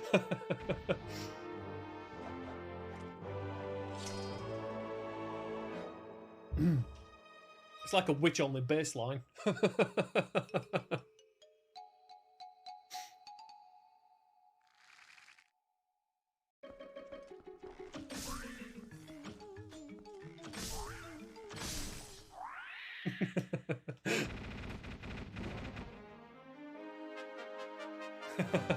Oh, friggin' fish bombs. I did the entirety of this dungeon and I didn't get a single goddamn sword. Are you kidding me?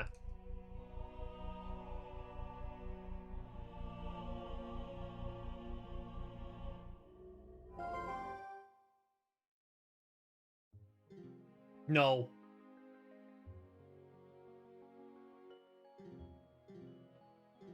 Yeah, I know you would say much worse. And please don't, because this is a hell of a video I've got to edit.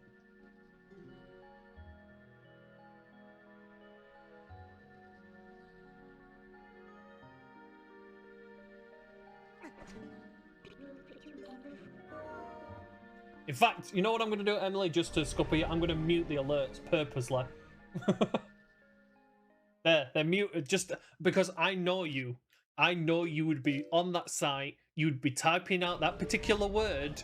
I've muted them so people can read it, but they can't. But the bot won't say it. Stop wasting your money to make me do more editing. It's weird. And you missed your opportunity in the Link Between Worlds anyway to make me do Octoball.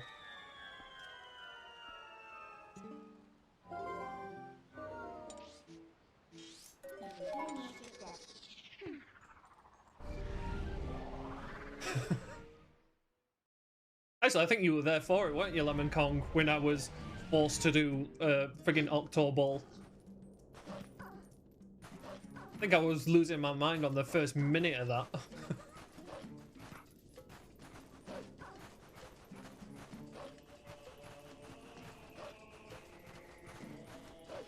2 hours, 2 dungeons done. The longest dungeon is completely out of there. Now we've got to go to a semi-long dungeon. And we've still not found a Master Sword yet. Do you think I risk it and go to Hyrule Castle again? Like I did in the race yesterday? I think I might do that. I might risk it and just go to Hyrule Castle.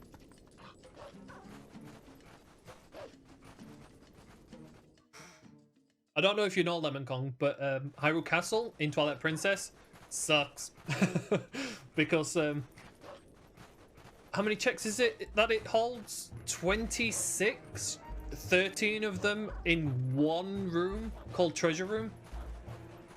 And I think currently on the logic I'm running on, that treasure room can hold numerous swords. It could hold all 4 swords if it really wanted to be an asshole. It can hold Coral Earring, I think, depending on your dungeons. It can hold a lantern. It can't hold a claw shot or spinner. It can have a ball and chain. And it can have Zora armor and magic armor. Actually, I picked up magic armor.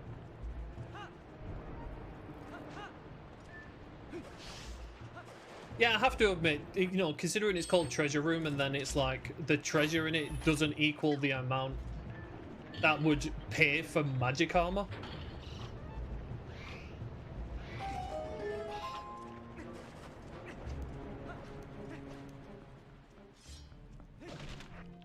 Oh, wait.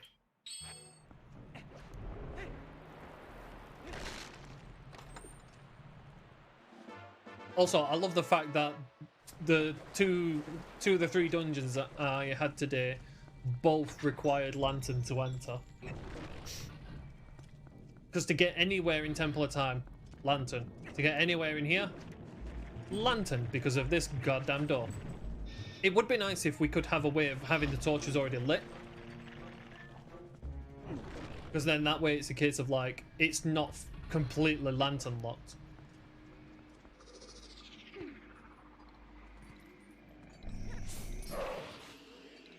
I love doing that.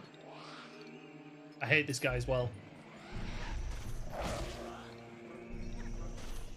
Swing and a miss. Also, Lemon Kong, they do plan on adding scents back into the game. So like, what is it? The Lost Children's, is it Elias scent? Poe scent, Medicine scent, and Reekfish scent. They plan on adding them as like requirable items. But I don't know if Elias scent will actually give you anything. But Medicine scent does.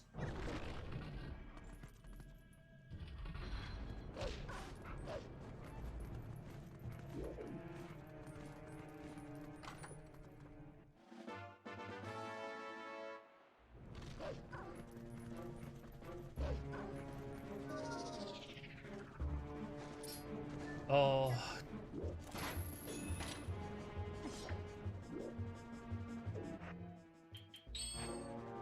Right.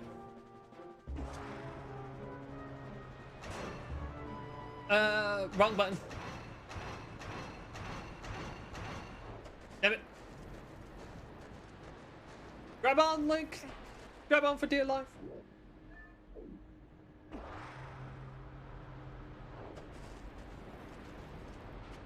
Oh, that was mean. Drown faster. There we go.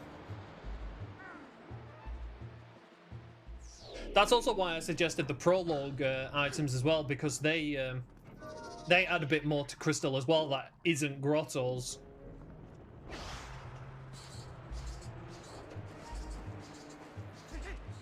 Oh, that was so close, game. So let me just go back to the save state, because I do need to practice this. Oh. You see, I'm getting the jump across, but I'm not getting the angle. Oh, nearly. Too much angle. Oh, come on. I thought I got it then. Oh, I didn't get it that time. Right, I'm only going to give this a few more tries, because it is quite a difficult one to get. Link no like to grabby. Link no like to friggin' grabby. Oh, no, I'm not getting it. It's really difficult to get up that pillar and change your angle just slightly enough for Link to grab onto that ledge. Whoopsie.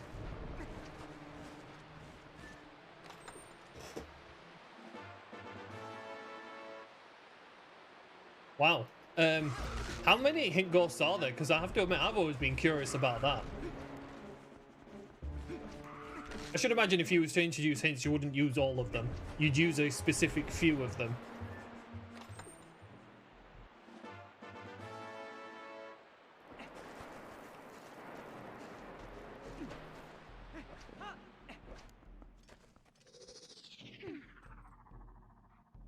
Whoa! There's 130? Okay, I don't think we're going to give out that many hints. Not unless you want to make the majority of them junk. I mean, you could make a lot of them give off ironic statements.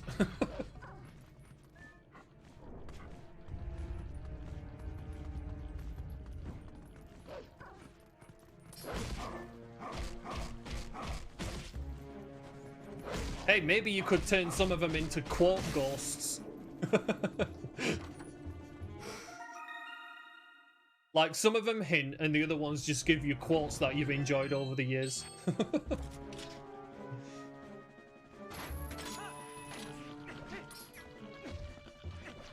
I like how Link turned around to face that bite.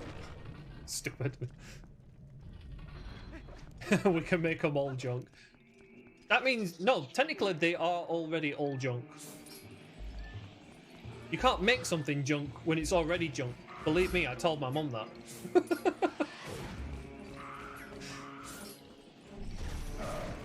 Oh my, go away you stupid bubbles. You got a stupid name for what you are.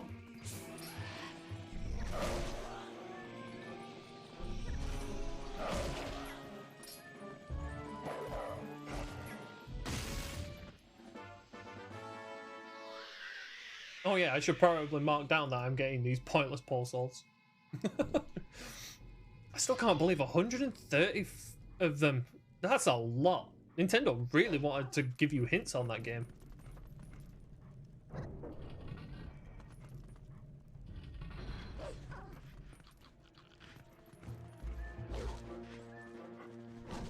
Oh, you can't just wait a fraction of a second, could you?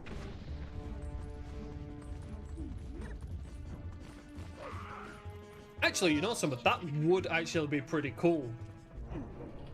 A ghost senator where, like, you need the hint goggles to actually speak to him to get an item.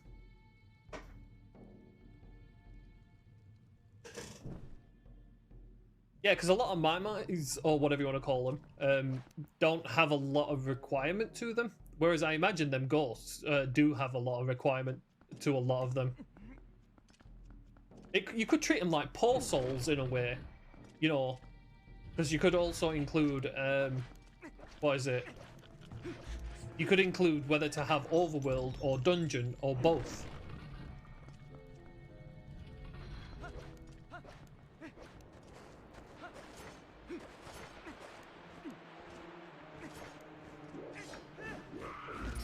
Go away, you stupid bubble. Why are you even called bubbles when you're a skull?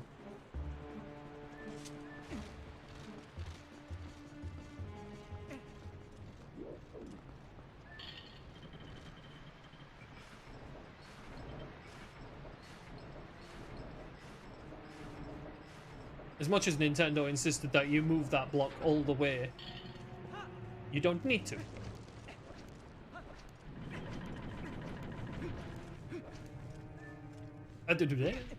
Ow. Oh, Lemon Kong, the ideas that I gave to friggin' Dominion Rod. Z Pulsar didn't need to do Isla Riches, didn't need to do it. I came across a Dominion Rod.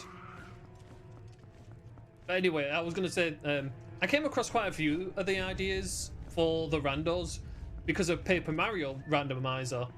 Because Paper Mario Randomizer kind of has like the same situation as Link's Awakening. You know, you collect stars rather than, you know, instruments. And so like I was thinking of ideas for that because they have suggestions and everything, and then like ideas are coming up for that. I was like, oh, I can pass them on to this place as well because, you know, it's kind of the same thing.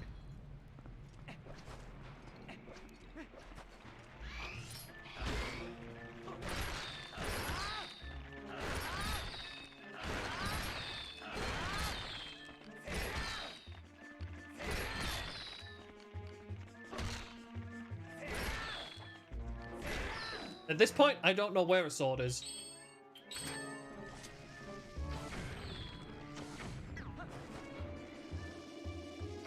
Wow, only 54 or overworld. Wow, that would make dungeons quite OP for it then.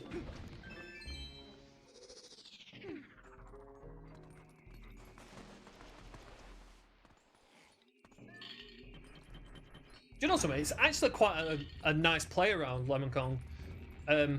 I like playing bootsless and hammerless. So you literally start the game vanilla where you can't jump on anything, you can't jump at all, which is quite funny. And then you've got no hammer. And believe it or not, there's still a lot you can check without boots. You also learn some very interesting logic about Paper Mario, because like there you can hit trees with your hammer to make items fall out. But I never knew, not even playing vanilla, that you could use Bombette to do that.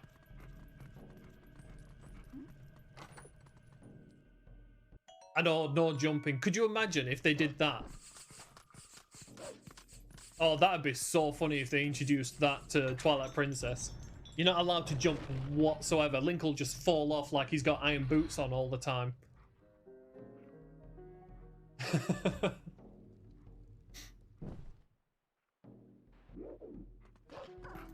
Then again, you know what? That's what they did with Super Mario World Randomizer. I don't know if that's one you've seen as well, but Super Mario World Randomizer on Archipelago is hilarious. They make it incredibly lifelike because Mario can't jump, he can't run, he can't climb, he can't grow, he can't even ride a dinosaur.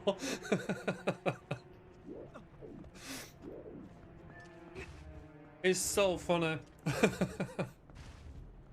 They basically made it true to life, and you've got to gain these powers by doing certain things in the game, by either completing the level, getting all the dinosaur coins, getting specific question blocks. It is so funny. Yeah, he can't grow. He also, he also can't fly, and he also can't use his fire.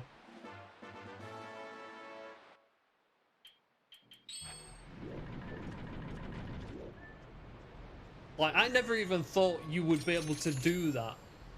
I never even thought of, like, how you would turn Super Mario World into a randomizer in that respect. And, like, I came across that and I'm like, dude, that's genius.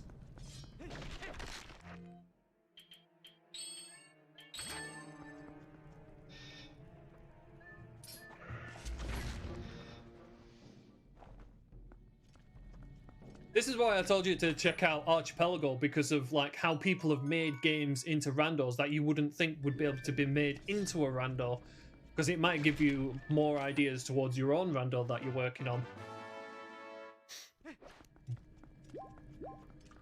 Got it.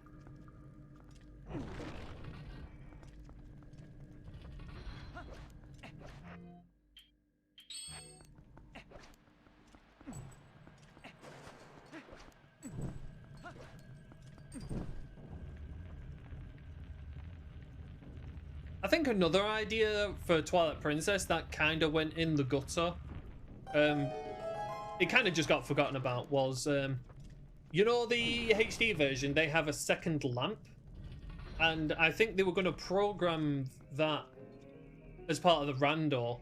I don't think they can do it for the GameCube version or the Wii version, but if they ever work on the HD version, there's going to be 2 lamps and they're going to be progressive, and I think they was thinking of using the second lamp is one that would show up pose. So it's not a case of like you can get pose from the start, it'd be a case of like, well, you need to get this second lantern to get them, which I think is actually kind of a cool idea. Then again, they could probably still do it in this. They just need to get that lantern what they're holding and make it so that Link can hold it.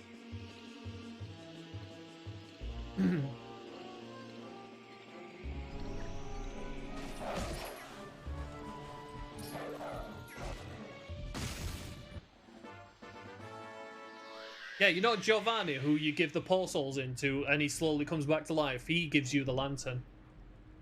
He gives you the second lantern in HD.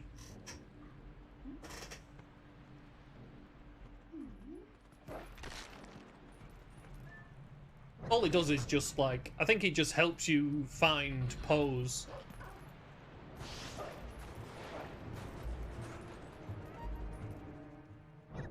So, like, as much as people think, like, oh, Twilight Princess Rando for the GameCube, for the Wii, and for the HD's all going to be the same.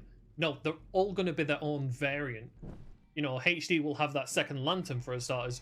The Wii version can't do long jumps, so that's going to be another one to factor into logic.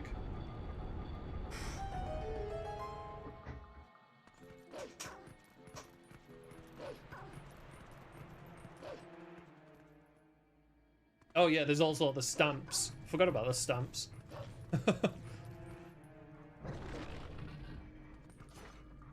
Another collectible that'll more than likely be pointless in the HD version.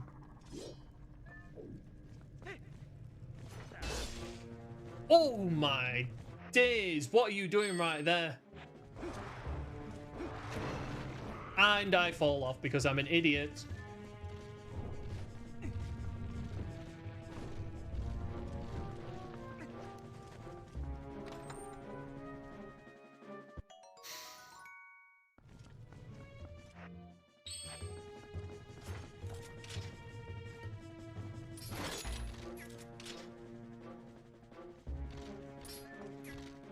Oh, go away, you stupid bubbles. Friggin' irritating.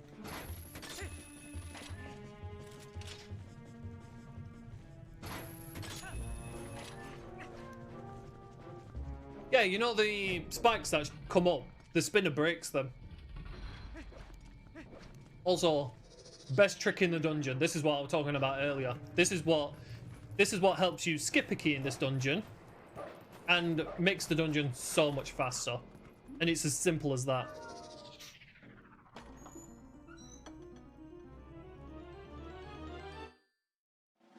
Oh, no vanilla big key today. Actually, did I get big key? No, I haven't actually got big key yet. Dude. Also, doing this room backwards is so nice.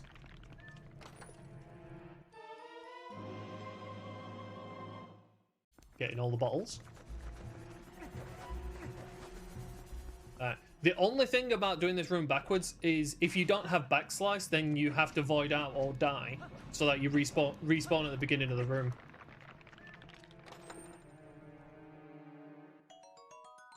But this is one of loads of useful ways you can use backslice.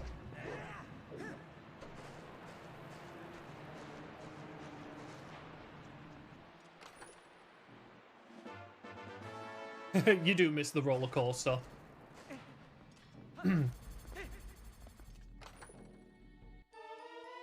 There we go. My god, I thought I'd rolled a friggin' big key on Death Sword again. Also, this dungeon has the most useless Uku in it because it's in a place that you're never going to go to. Right. Yes, I'm skipping Death Sword. I'm not going to Death Sword. Screw that dude. Even though he's probably holding my only logical sword and I'm going to screw myself over.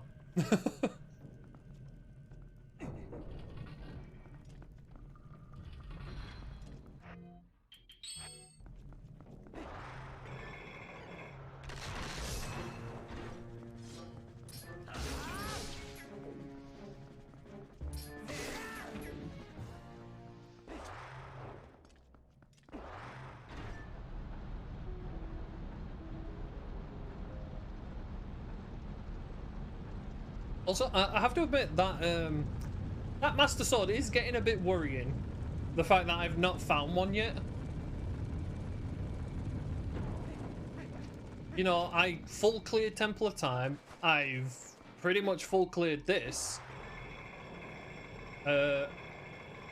Watch it be back in City in the Sky because I go modded it.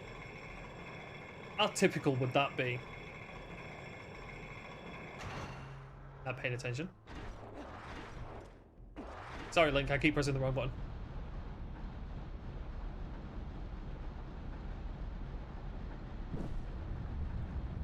That's the risk you take, though, Pulsar.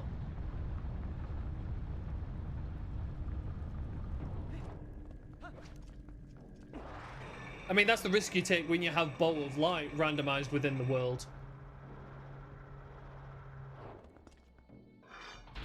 Although, like, I love the fact that you put a setting so Bow of Light can be in Loru Castle, Lemon Kong, because I like to treat it as the castle's big key. You know, because, like, you literally only need, like, keys for the trials bit. Like, I like treating the Bow of Light as the castle's big key. Once you get that, you go.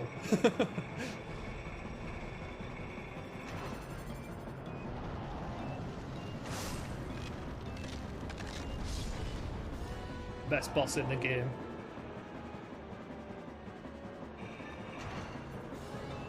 Oh, what a thread. I'm gonna fail the third one dramatically.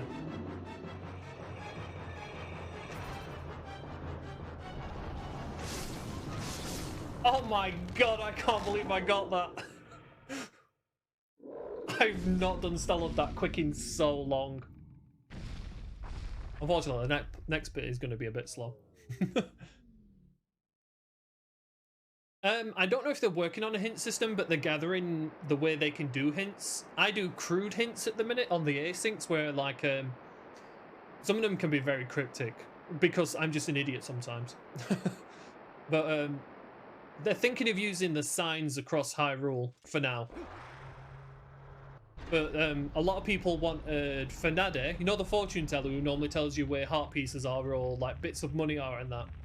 They was thinking of using her for hints where you have to pay to get them. But they were also thinking of using the postman who's been taken out of the rando, where like he runs up to you and delivers letters and it's basically the hints. Like it would be really funny, Farron Fields, and like he runs up to you. Here's all your hints in one go. You know, kind of like Wind Waker when you talk to the red bolt.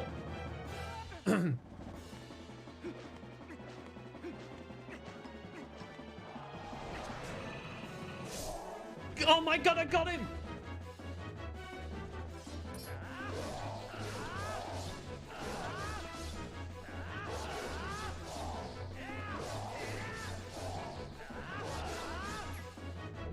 I can't believe I actually got friggin' fast Star-Lord. Oh my god, and I don't have a Master Sword to make that look even better.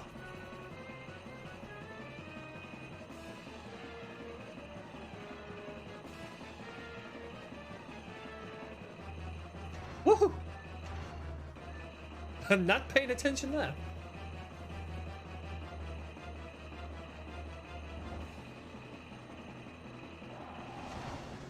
Do you know a trolley thing I was thinking of for Bow of Light? I was thinking like maybe you could have it progressive with bow. But I think that would be too trolly for people to deal with.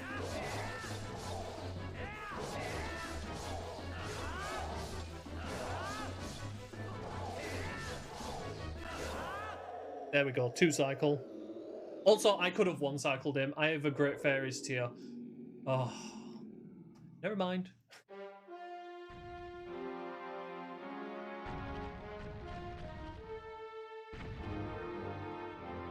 Yeah, I like them being hunted down as well. Yo, Bearded Demon. We've been alright. We've been doing really well. This rando itself is actually being too nice. 2.5 hours and I'm pretty much go moding everything. Although it's probably going to bite me in the ass.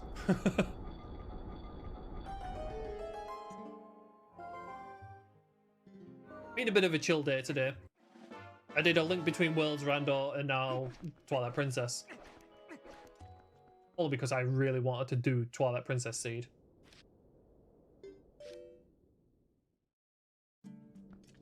Right, time to go to Hyrule Castle and not find a Master Sword.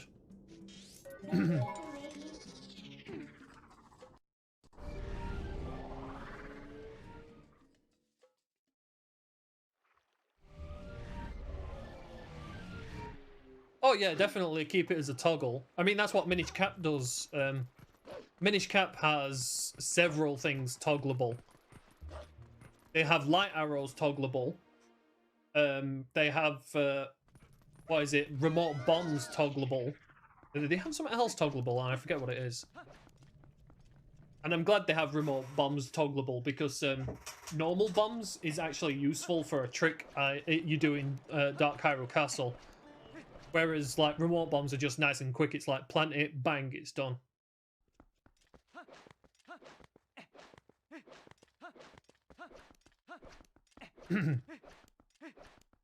Although, I wish they would change light arrows in Minish Cap. Instead of charging, I find that really daft that Nintendo are like, oh, you have light arrows, but you have to charge them for them to be any use. You know, so it would be nice if that was taken out, and it's like, you know, they're just straight up there for use. Smack in the face. Look at that no scope.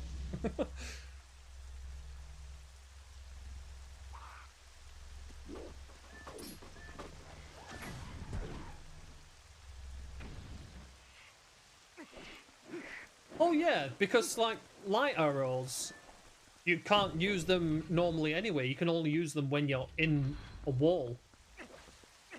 So I don't think you have to make them toggleable.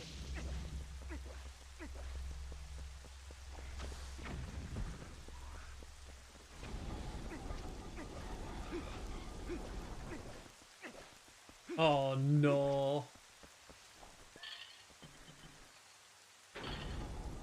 Why do I have to check Discord?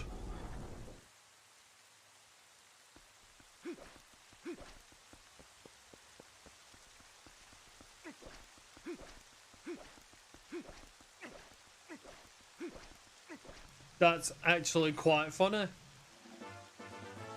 That is actually quite funny. I really hope that's got to be a name for an adult store. That is incredible.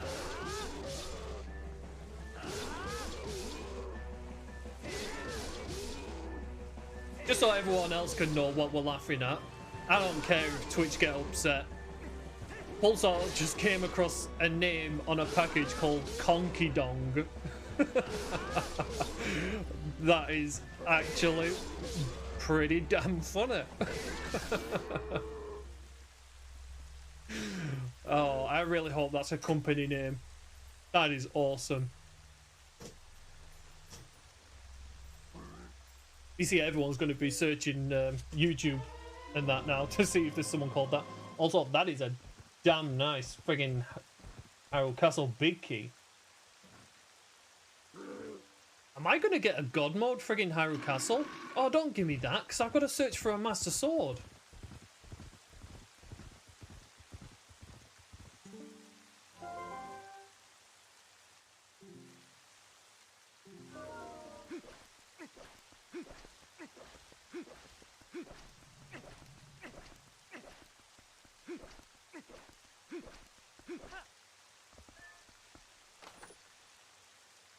Well, to be honest, Pulsar, I don't always put my real name on a package, because, I mean, as long as it's going to your address, it's fine. I mean, if the person has a way of proving that they are Conky Dong, then albeit to them.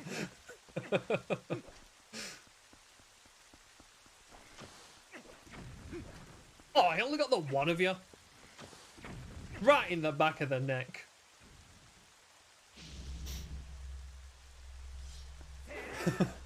But yeah, aside from the distraction from Pulsar, my idea behind Progressive Bow was to try and slow things down a little bit and to put more towards bow. Because, like, bow is incredibly useless in the game. It's very rare that it has much use. So, I thought having it progressive with Bow of Light, it would be a good idea.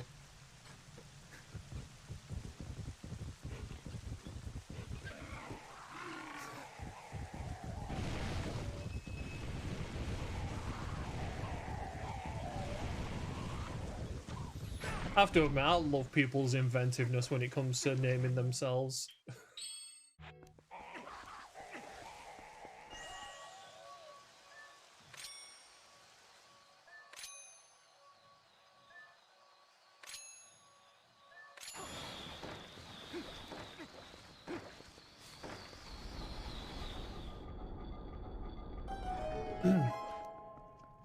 Exactly, because then like people would be like, "Oh, I need to like find Bow."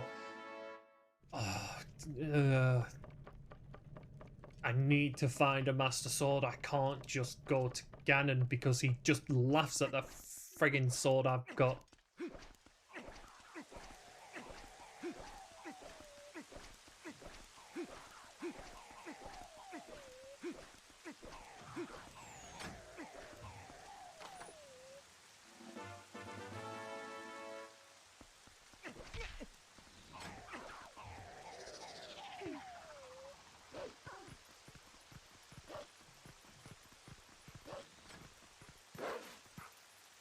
I have to admit, I like trying to put logic to certain items in randos. Like with Twilight Princess, you have the slingshot that I was taking the mick out of earlier. It has very little logic to it, like very little logic. It opens up one check in Forest Temple, and that's it. But also, Hidden Village, which is like a late game thing, which I kind of forgot about, which is actually a thing that I'm surprised I didn't have to do. It's only available after Temple of Time. But I suggested a setting where that's just open, because then that would put logic to the slingshot, because you can get into Hidden Village, and I don't know if you remember it, but the first thing you do in Hidden Village is you have to kill all the little goblin dudes and their range. So it would actually, oh my god, how lucky have I just got.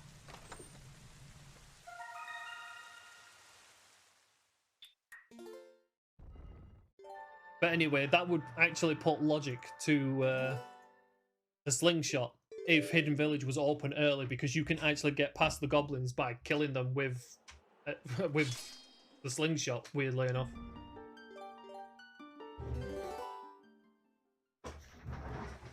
And when it comes to room randomizer, slingshot will have so much logic to it, because it can kill them little goblin dudes.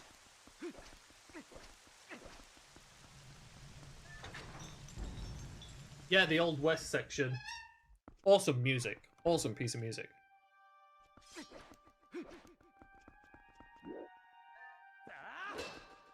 Uh-oh. Got it.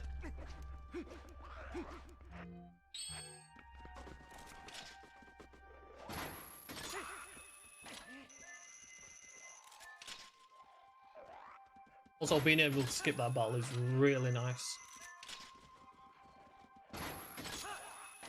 As much as you can skip that battle, if you take a lantern to these torches, it basically skips the battle and goes to the cutscene where the torches light and the chest spawns.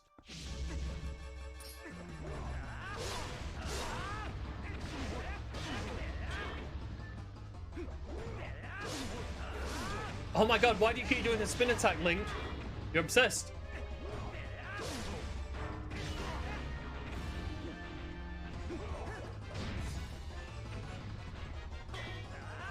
That's what I always think.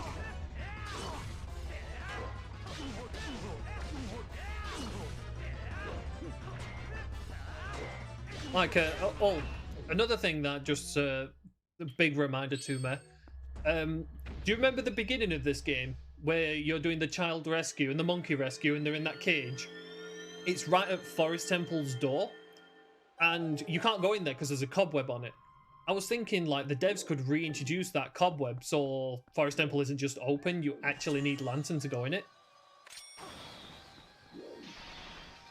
But the thing with doing that, unfortunately, is that that would make 3 dungeons locked behind lantern. But I still think it should be an option. Open Forest Temple or closed Forest Temple.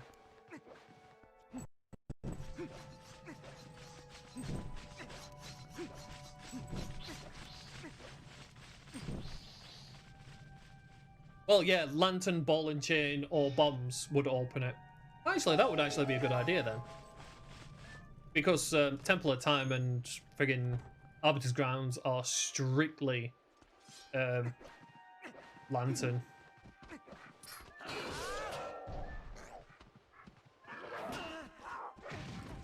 The combo!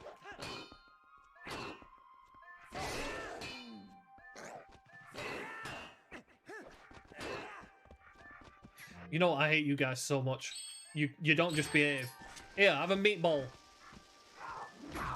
There you go. I wondered who was going to hit it first. Yeah, I'd say 3 items available to unlock it would be pretty fair, thinking about it.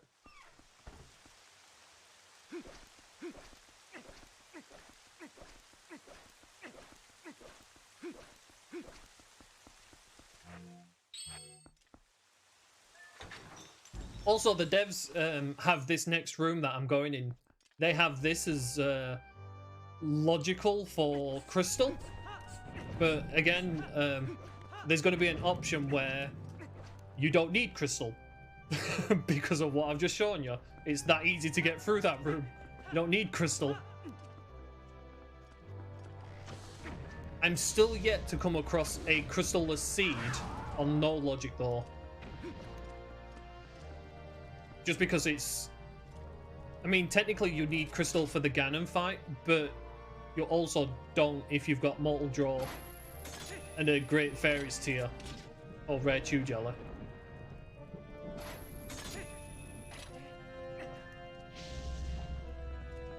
Crystal. The crystal is what turns Link into a wolf. Originally, it used to be... oh. Okay, originally, Master Sword and Crystal used to be a combined item, but they split them apart, which I thought was really cool.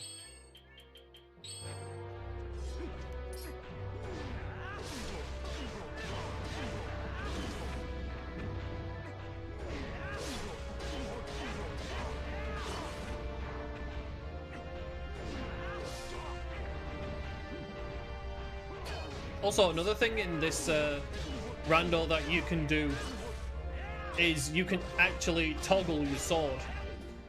Like, I can go back to Ordon sword if I so wanted, which is really useful because there's, weirdly enough, there are tricks in the game you can do with Ordon sword, but you can't do with Master Sword.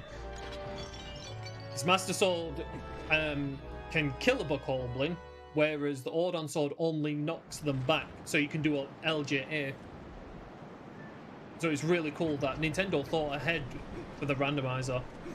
Made it so you can toggle them. And I have to admit, Crystal does lock a lot in the game. In the original Rando, it was literally Master Sword locked a lot in the game.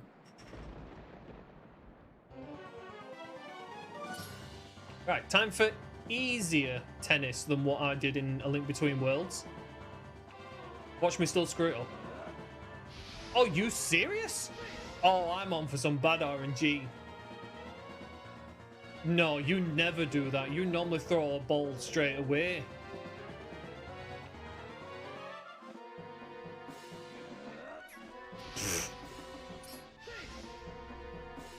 Okay, sit back, everyone.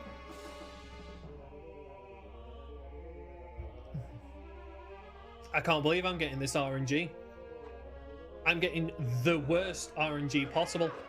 I am getting the worst RNG possible.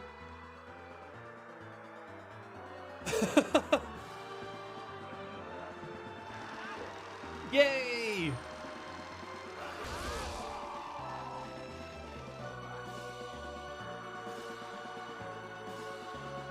It's been so long since I've got the Zelda cycle like that.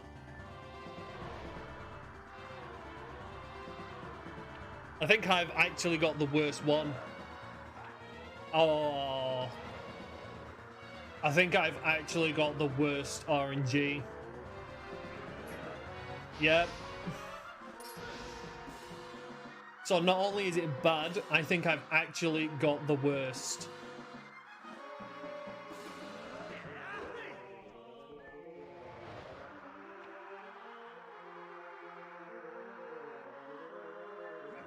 That's so funny.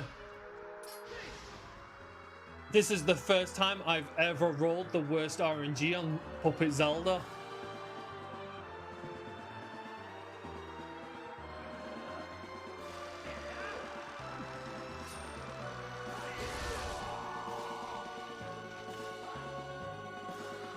See, this is why I said we should have fixed RNG.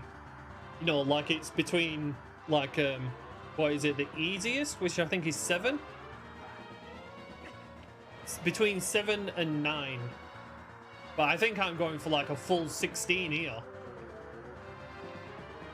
It's like Aghanim with the blue balls. How many is he gonna throw at you? At the minute, how much time is Zelda going to waste? At this point, I think she's going for the full 16.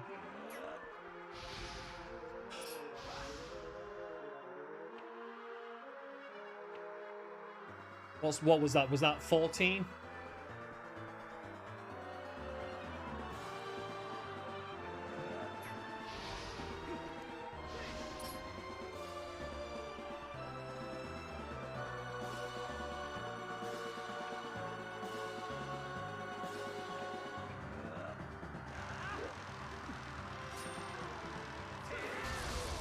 That was the worst.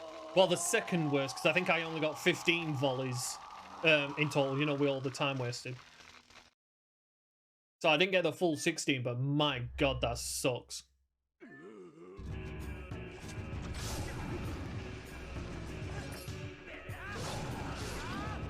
Alright.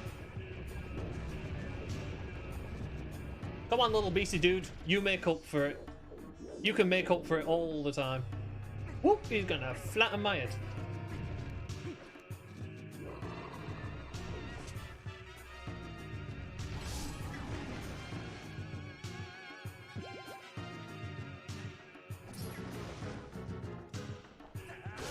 And that's how quick Beast Cannon is compared to Puppet Zelda.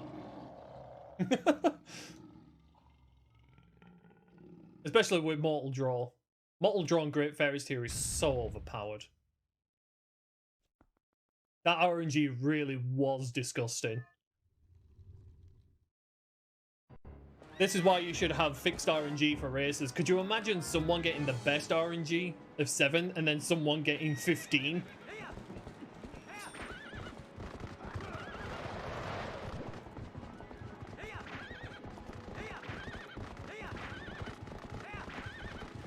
Oh, weren't able to catch up. Why did you stop charging, Zelda?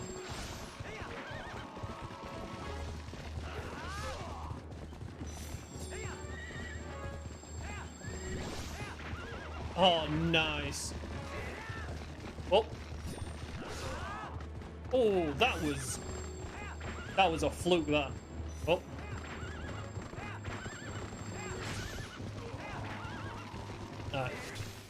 Not the worst horseback I've ever done, but definitely not the quickest. I did the quickest during the race. I kind of messed up when I used all my whips. But I was able to keep it.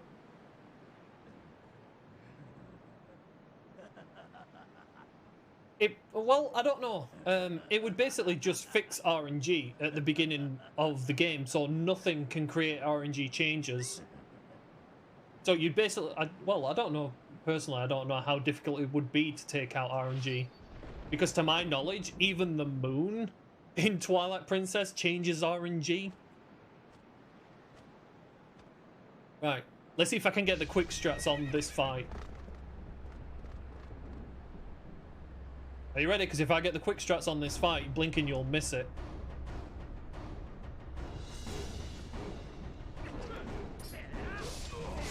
Ah, I didn't get it. There we go, got that one. Oh, I missed the jump attack. Okay. I suck. I get it, I suck. There we go.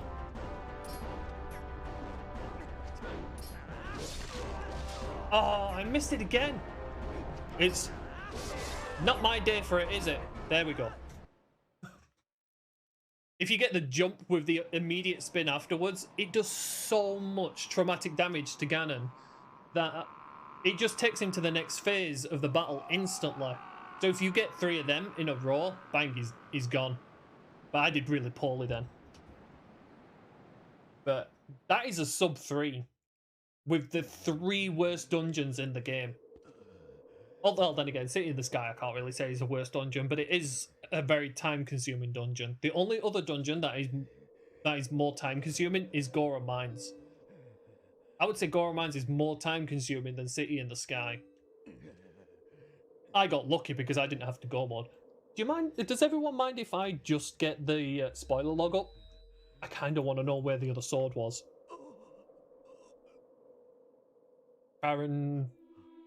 Barrenfield's bridge chest. I could have had Master Sword nice and early. Are you kidding me? That's so funny. Literally that field I was running on, Lemon Kong, when you joined in. You know, there was a sword there underneath the bridge I could have got with Claw Shot. Nice. Or did I get that one? I can't remember. I don't think I did. Fishing hole bottle, Lake Hylia, bridge, owl statue, tech chest. Oh no, I think I got that one. Did I? I can't remember. I can't remember where I got my swords from. I know I got one from fishing. Hyrule Castle Graveyard, I got that one. And then Lake Hylia Bridge Owl Statue chest. Oh yeah, I didn't get that one, so yeah, I must have got that other chest. Oh well, I'm stupid. Never mind. Zora's armor was in City in the Sky. Glad I didn't find that. Oh, there was also a progressive wallet in there too, along with another fishing rod. Alright. I got both Dominion rods. Skybook. There was a bow in Hyrule Castle Treasure Room. There was a hidden skill in Treasure Room. Ball and chain was in Treasure Room. My god, Hyrule Castle was loaded. There's another hidden skill in Hyrule Castle. Oh, so both the last 2 skills that I could have got were both in Hyrule Castle. Sweet. You came just to distract me, believe me. Everyone distracts me in this. Alright, where was... I actually got Slingshot. So, Zora armor and that. Oh, where was Sketch? Link's basement chest. I would never going to get that. I still can't believe Boomerang was in such a nice place just outside Castletown. There you go, everyone. You get to see Midna in all her glory before the night is over. And I hope you enjoyed yourselves. Because I'm out, I'm going to get some sleep. Toodles! Shut up, Midna.